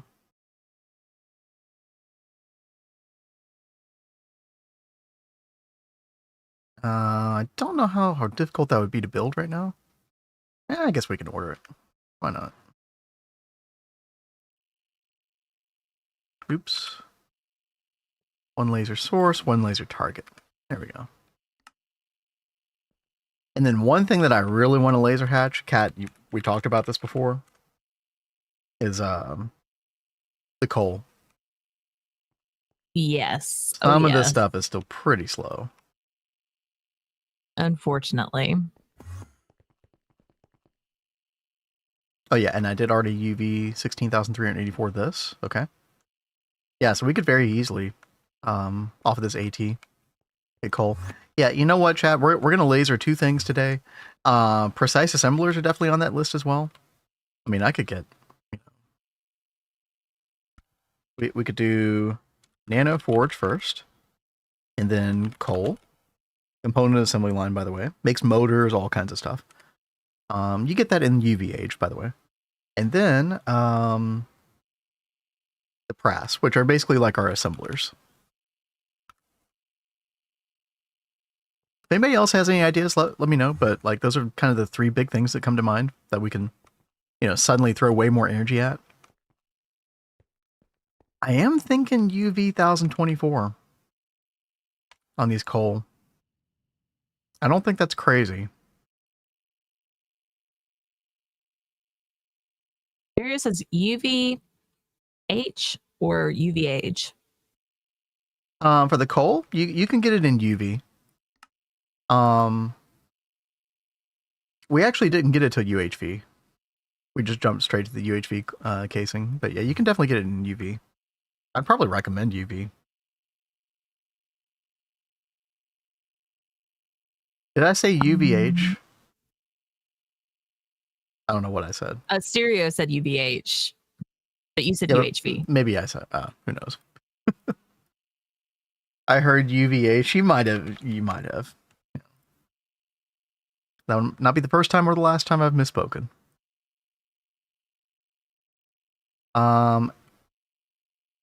Did I change these over to UHV? No, dude, they're still running at... Oh god, these are still running at UV 64 amp. Okay, yeah, dude, we're changing this today. Okay. Oh, we did get our intensified chemical distorter, though.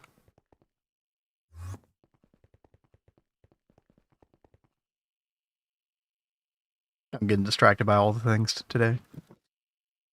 It's cool. It happens. Let's see. 1, 2, 3, 4, 5, 6. Aha. Our first one. Okay. Let me get... Oh, Vin is perfect. Who said that? Spartan. Spartan. Thank you. Exactly. Yeah, this is coil value 7. A perfect crop pot. No. Who said that? Cascade. Okay. That is awesome. You're not helping, Cat. I love it.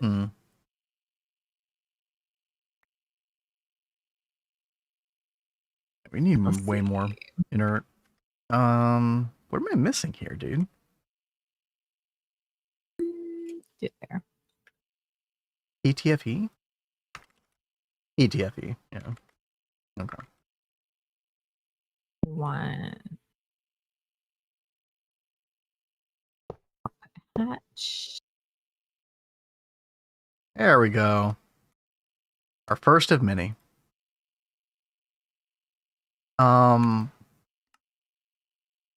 Should we just do Nequadria, chat? This is the whole thing that like led me to want to come down here in the first place. We might just want to just straight up do Nequadria. Neutronium nanites. I don't think we've made these yet. Whoa. By the way, there's like 2 different Nequadria recipes. One with gold nanites. Oh, hypogen coils. Oh, I didn't look at the coils, chat. Okay, we can only do the infinity coil one. Okay. That's fine. And then neutronium nanites, which requires chromatic lens. Oh yeah, chat, you get this stuff later on. This is a TwistSpace thing, I think. Concentrate, or somebody correct me if I'm wrong. Did this get added to the game? Concentrated UU matter, or is this a TwistSpace only? There's no computers in that star technology. I can't name one after Vin. Is there no computer mod? That's surprising. You see what value posted? It said, so apparently GTNH assigns item IDs or something. I tried copying the overworld from one file into the personal dimension of another, and this is the result. It's all within the same instance, by the way. That was going to be my question was, is this all in the same instance? Because, yeah, you totally will see the item IDs and stuff, but that is absolutely bananas. But this, of course, is like with extra mods and stuff. I was worried that... you know, we pre-installed Et Futurum in this run before 2.8 came out. And I was afraid the item IDs like wouldn't convert over correctly, but they did, thankfully. But dude, that's a freaked up nightmare. What that is.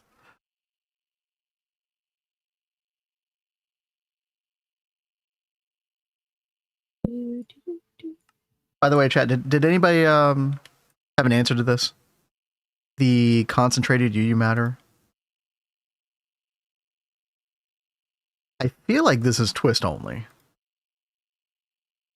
I don't remember ever seeing this stuff. Molten Axonus alloy? Unless that's new. This is the original? Yeah. It's like... the way it's supposed to look, yeah. The brick age. There's a lot of brick used in some of those GTNL Steam things. But yeah, chat, I think we're gonna do this. Let's see, neutronium nanites. No, we don't have a recipe for that yet, but I think we can facilitate that pretty easily. Dual input buffer. We need one. We just want to make sure it can hold 200,000 liters. Yeah. So UV should be fine. And then we can go up to our Nanoforge, which we're about to upgrade as well. So I might hold off on this craft until we upgrade this first. But I should be able to pop this in here. And then we need a chromatic lens. I don't think we've made one of these yet. Yeah, we got to do a couple recipes here. No big deal. So that was lathe, right? Yep. Which requires UHV. I think we have double UV hatch on that. Yeah. Oh, then we need a chromatic plate. Vending machine circuit 1, right?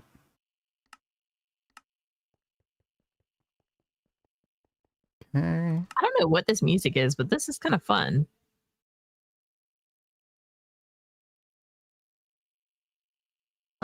This is Stream Beats. Kind of called Laser Runner, which is funny because that's kind of what I'm doing right now. Brick dungeon with 800 bricks. Dude, if you find those roguelike dungeon houses, with the brick, if you find them on a hill at a high Y level, they'll go all the way down to like what, Y level 40 or whatever. And you get so much brick. You are basically bricked up for life. Let's see. Okay, Chad, do we need anything else in this? I don't think so. We can't blocking mode on this, but I don't think that's going to be a big issue.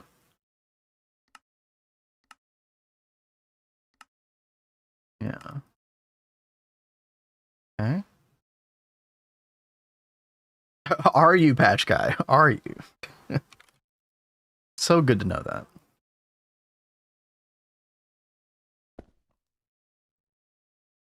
Okay, and this will be Nanoforge. Did this have any? Oh yeah, quite certain crystal lens.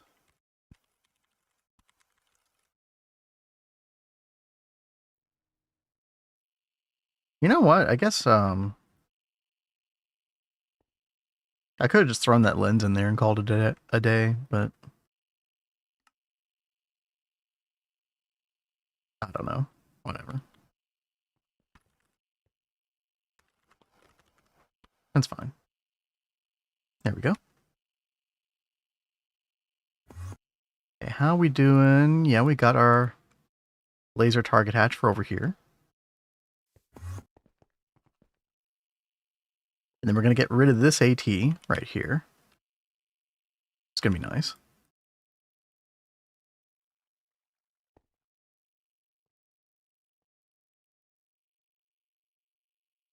Let's see. Let's go ahead and replace the target hatch first.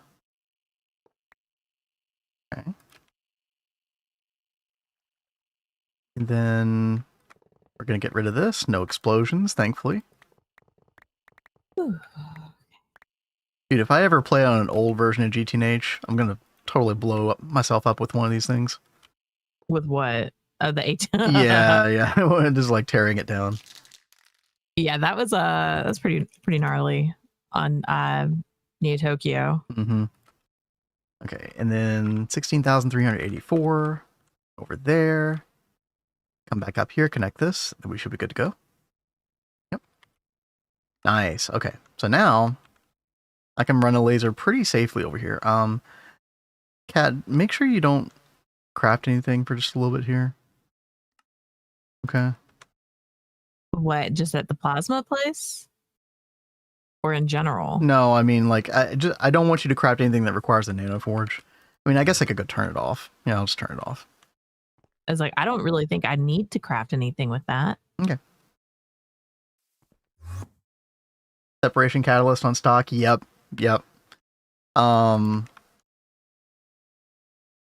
I made the separation catalyst passively blade. I don't know what you're needing it for exactly, but the one thing that I did put on level maintaining was the Arundum. Okay. I should. Let's see, 4,096 amps. What is that? 1,024 UV, 256 UHV. We could probably just use this. Yeah. Yeah, why not?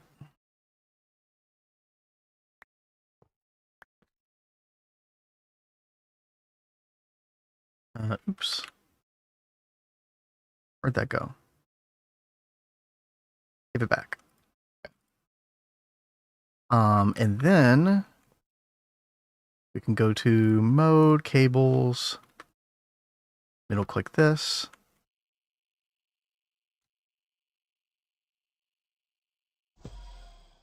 That.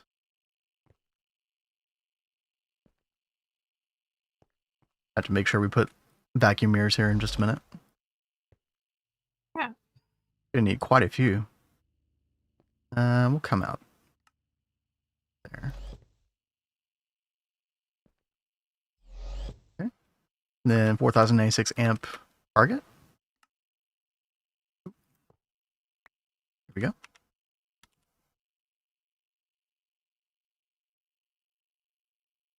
I have one for unstable ingots, but don't want to use an ion enchanter until I have backup. Oh, finding a wizard tower for enchantment, dude. That you can spend so much time trying to find that, potentially. Or get lucky. You never know. Okay, so one laser mirror here. One here. And finally one there. And then we can just repaint all of this. Make that up. 4096 source. Double checking. And then boom. Nice. Our laser or our nanoforge should be way more powerful now. Let's try to get some neutronium nanites, chat. These will be our first, I think. Yeah. See how this goes. Please don't power fail. Hey, 50 seconds. Not bad. Not bad.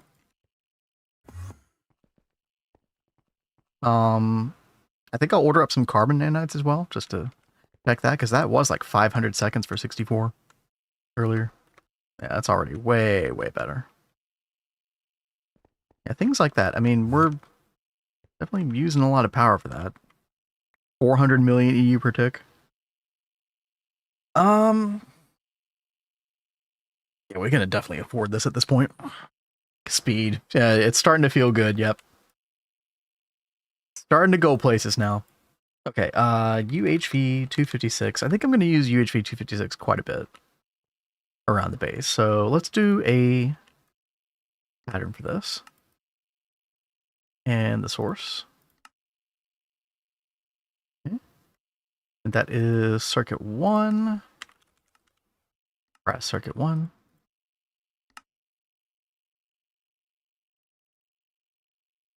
And let's just start out with 1. See how long these take to craft. Probably depends on if we have like UHV parts sitting around, which we do. And you know what? I think I'm gonna go ahead and want another one. Yeah, we're gonna do 2 of these. For each component assembly line we have. Oh, and I wanted to try the carbon nanites. See how this goes. Okay, so we cut the recipe in divided by 4. It was 500 seconds before. Now it's 125. That's way better. Yeah. I'm trying to make the parts for the steam gate. The progenitor keeps crashing for some reason. Uh-oh. That's not good. I'm trying to remember if that happened in our GATA run or not. Maybe Value Town is still around.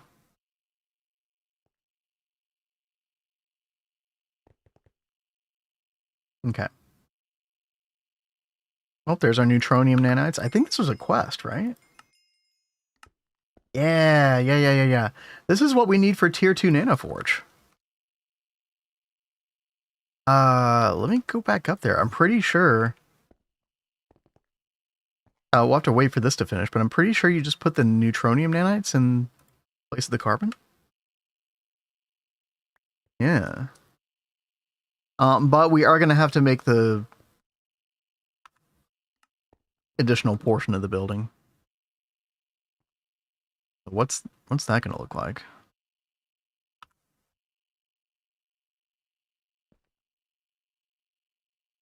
Gonna put that right there.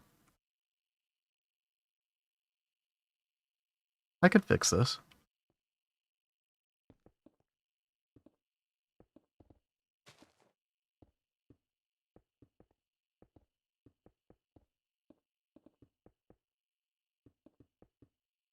Yeah, let's fix this real quick.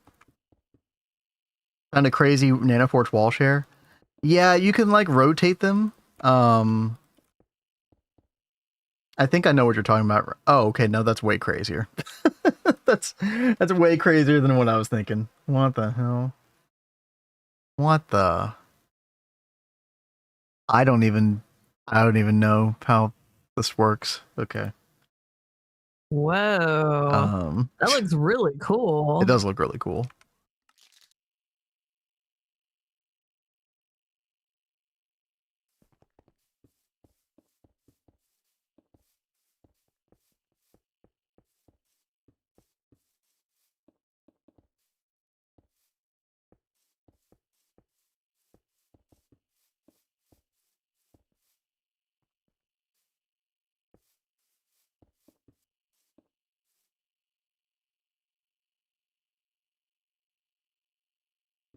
Yeah, what are you working on the last little bit we got here? Oh, I'm just trying to get the common yeast fluid stuff to make. Oh, yeah. Well, I think you're going to get to a place tonight where you just kind of have that running, and then, like the biolabs running, and then we should have Xenoxene petri dishes. Should be able to automate that. We might go ahead and even just get the automation running, just so we have Xenoxene being produced over the next 2 days. Because, we don't normally stream again, chat, until Thursday.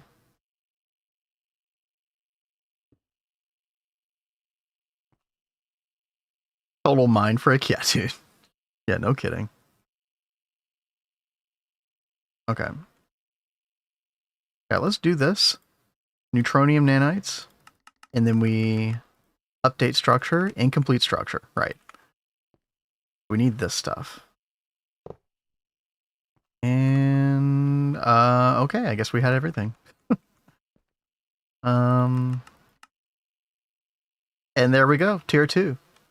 I don't remember why we need tier 2. Was it the gold nanites? Because I'm going to need this for the molten Nequadria.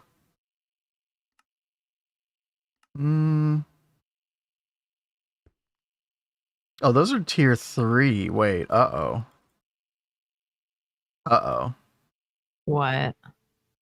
I might not actually be able to do Nequadria line right now. Oh, you need dilithium lens as well. See, we need the tier 9 mothership. Oh, God.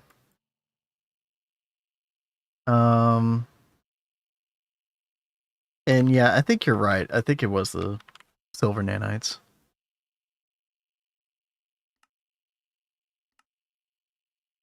No, those are, oh no, we need Radox polymer for the silver. Dude, what do you, oh no, it is tier 2. Okay. It always defaults to this nanocore recipe. Yep.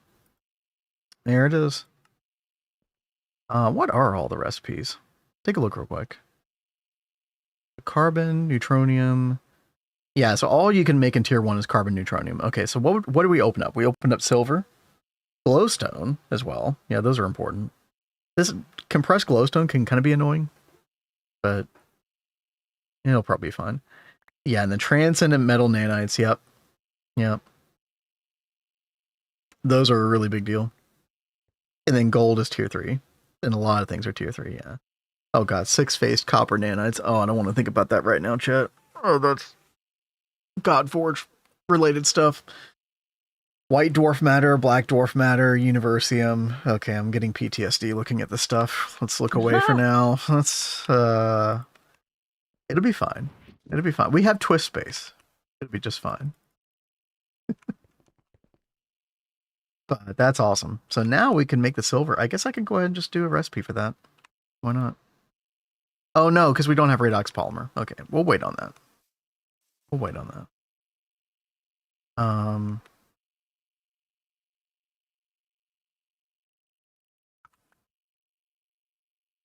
Let me look up that Nequadria recipe again, chat. But I think I was so excited about discovering that today. But I think we're gonna have to wait on it. Sorry, babe. Yeah. It's okay.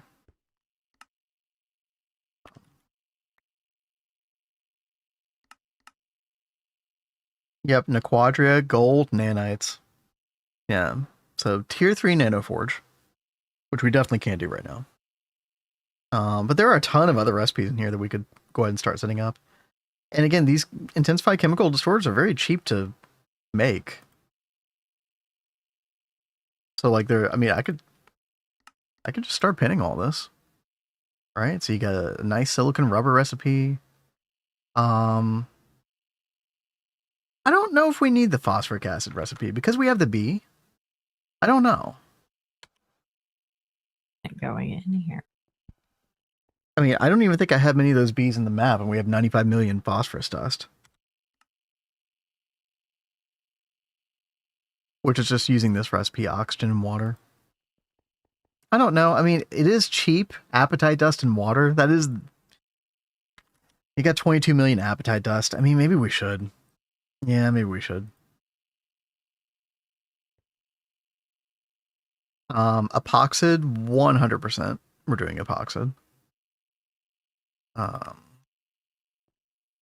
that the only recipe? No. There's fiber reinforced epoxy resin sheets. Is that worth doing? What does it take to make these? Bath, right? Raw carbon fiber molten epoxid. I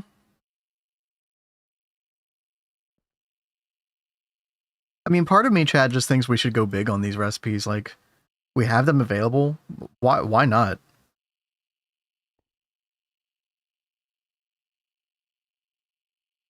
Polyphenylene sulfide. Yeah, that's another big one. And then we get all of these flatline related things. So palladium. What is this stuff? Oh, this is like milling stuff. Oh, interesting.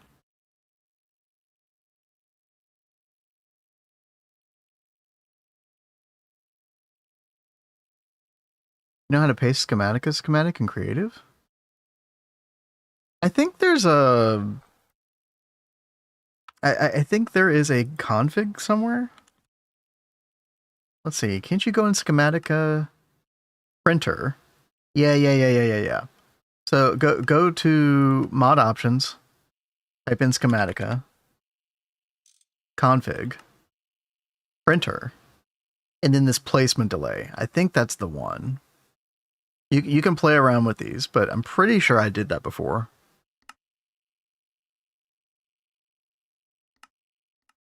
Trying to think if there's anything else. I mean, server settings, general. Yeah, I'm pretty sure it was something here. Place instantly, you can make that true. Try that. Hopefully your game doesn't crash. All right. What else? Yeah, palladium. Oh, this is an interesting recipe too. Because you get calcium dust and hydrochloric acid out of this. This is kind of interesting. That might be a better way to handle apatite dust. Yeah, I think so. Yeah, and of course the circuit 4 epoxy recipe. I'm going to pin this one. Fiber reinforced epoxy resin sheets. And again, we might be able to combine some of these. I'm not sure yet. Oh, this is a better molten polyphenylene sulfide. Oh, here's the platinum. Okay. And again, these all require Radox polymer lenses, chat. So, you know, one of the reasons I'm really looking forward to getting that online is because I knew that these, a lot of this platline stuff would end up being solved. Work still has a range on it. Oh, that's kind of weird. Okay. Cat's already got the agar going. It's great.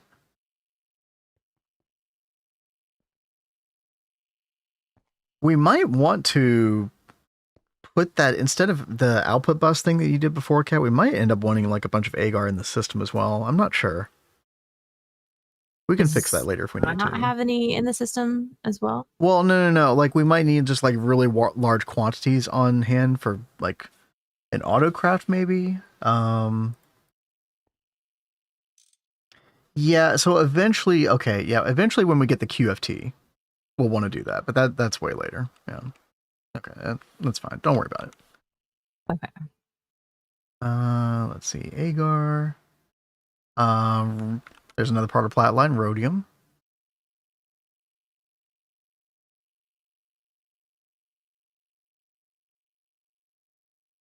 ETFE, 1 million at a time. Pretty good.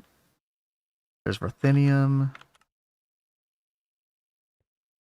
All kinds of stuff. I mean, we've already got like 12 ICDs here. I feel like we barely scratched the surface. Oh. Wait. Oh, there is this Nequadria recipe. Oh, okay, no, we can do this one. Neutronium nanites. Okay. I guess the gold nanite recipe is better, but...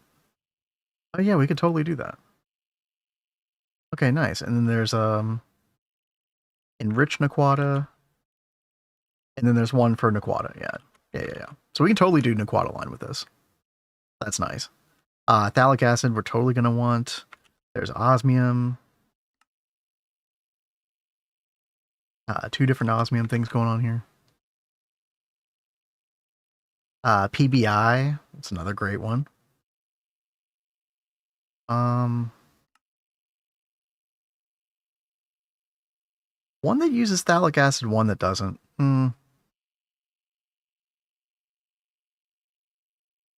Circuit 19 is probably better, isn't it? Then again, no, because this one like removes like a extra element of the equation. Yeah. You would do circuit 18. Passive atomic catalyst is the way to go, 100%. Yep.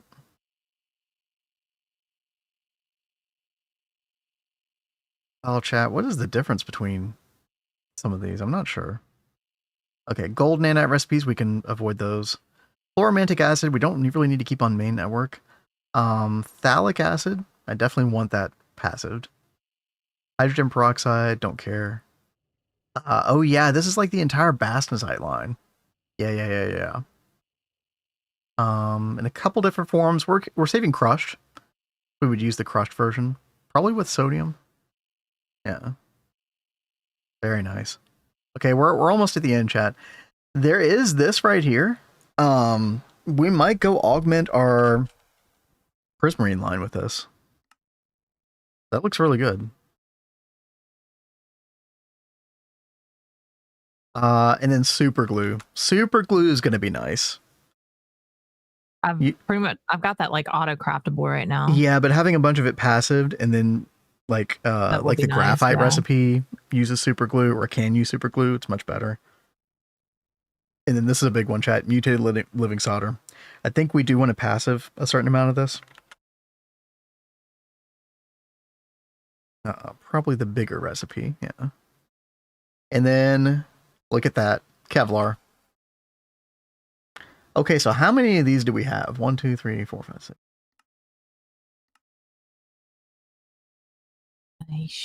25 ICDs. Do we have enough room for that? Maybe no. Go check real quick. Yeah, so I have everything prepared and ready now for the Xenoxene petri dish. Dude, that's huge. But this common yeast fluid, yes, is slow. Okay, let me come in. So currently in the back vat. Wait, no, how are you getting the common yeast fluid? It's in the back vat. Which one? I set up a separate one right here. Okay. And I'm actually gonna go change this.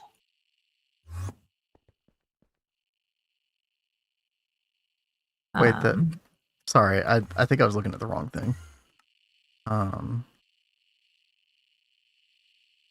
Oh, you made one here. Oh, okay, yeah. Okay.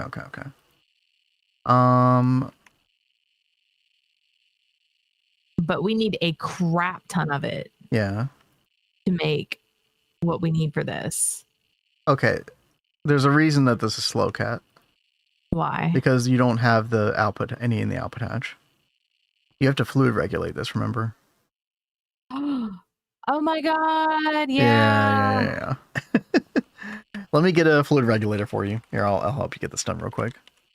Thank you. So, do you have any saved right now? Fluid regulators? No. The yeast fluid. Yeah, it's in the system. Okay. Get whatever you can and put it in the output hatch. Oh crap. 1 second. Bro, where'd my fluid regulator go? Did you just take it? No, I didn't. I did another boo-boo. I threw my fluid cell in the system. Okay, maybe I just didn't craft it. Okay. And then we're gonna do fluid detector cover. And then machine controller cover.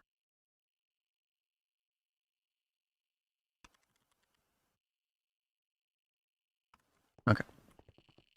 And then a little bit of red alloy. That should be good.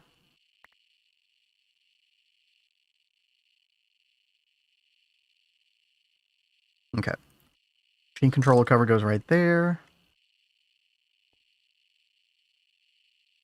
Fluid regulator goes right there. Just going to use machine processing state. And then fluid detector cover goes under here. And it's only going to output if...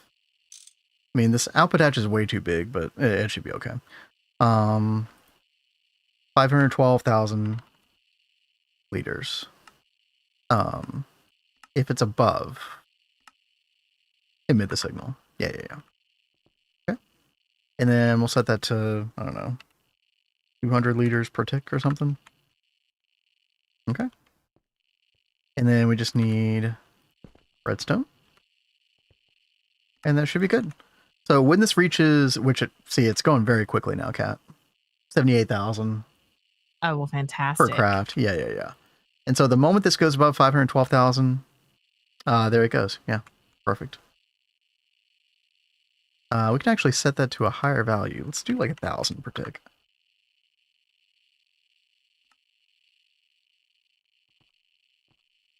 That's still not enough. 2,000? 3,000. Okay. Yeah, that's much better. Could probably even go 5,000, honestly. Whoa. Yeah, that goes fast. Yep. No, we're good, Kat. All right. So let's go ahead and call this up then. We need penicillin. Yo, Liam, thank you for the follow. I still can't do 10. I can at least do 1. I can't Batch mode actually work yet. on... Yeah. I guess. I mean... Well, if I turn this off, what happens? Yeah. Seems to totally work. Same principles would follow, I would think. All right. We have enough to make 1 thing of penicillin right now. You said you can only make 1 thing of penicillin? Yeah. How much yeast fluid do you need? It's 1,000 liters of common yeast fluid for 10 liters of penicillin. Okay, so it's like a 1:100 ratio or something, yeah. It is bananas. By the way, Kat, you're completely ridiculous. You're using the LV pump functionality of the super tank to get it into the system. Yeah, probably not the best. We put Yeah, thank you. There we go. Now we're cooking. Bananas, exactly. It's totally bananas. All right, so let's see. Can I do... Yes, I can. Yeah, by the way, did you hear how many of these ICDs I'm going to be doing passively? No. 25. Wow. Yep. I don't even know if we have enough room. I think we're going to have to extend this room to the west here, which we can do. But that's going to be like, what, 12 spaces per... Yeah, 12 spaces per. And the room is... Okay, so we can only fit 5 right now. Or not even 5. Yeah, we're going to have to extend this another... Probably 30 blocks. I would say. Go ahead and do that. We got a couple minutes left here. Yeah, chat, we're going big. That air. Okay. And if I do this right, I should be able to do a little stack command here. Could extend the room quite nicely. Actually, let me do it all the way down here. Yeah. Hit the basement as well. Okay. So if I stack 30, yeah, maybe 31. There we go.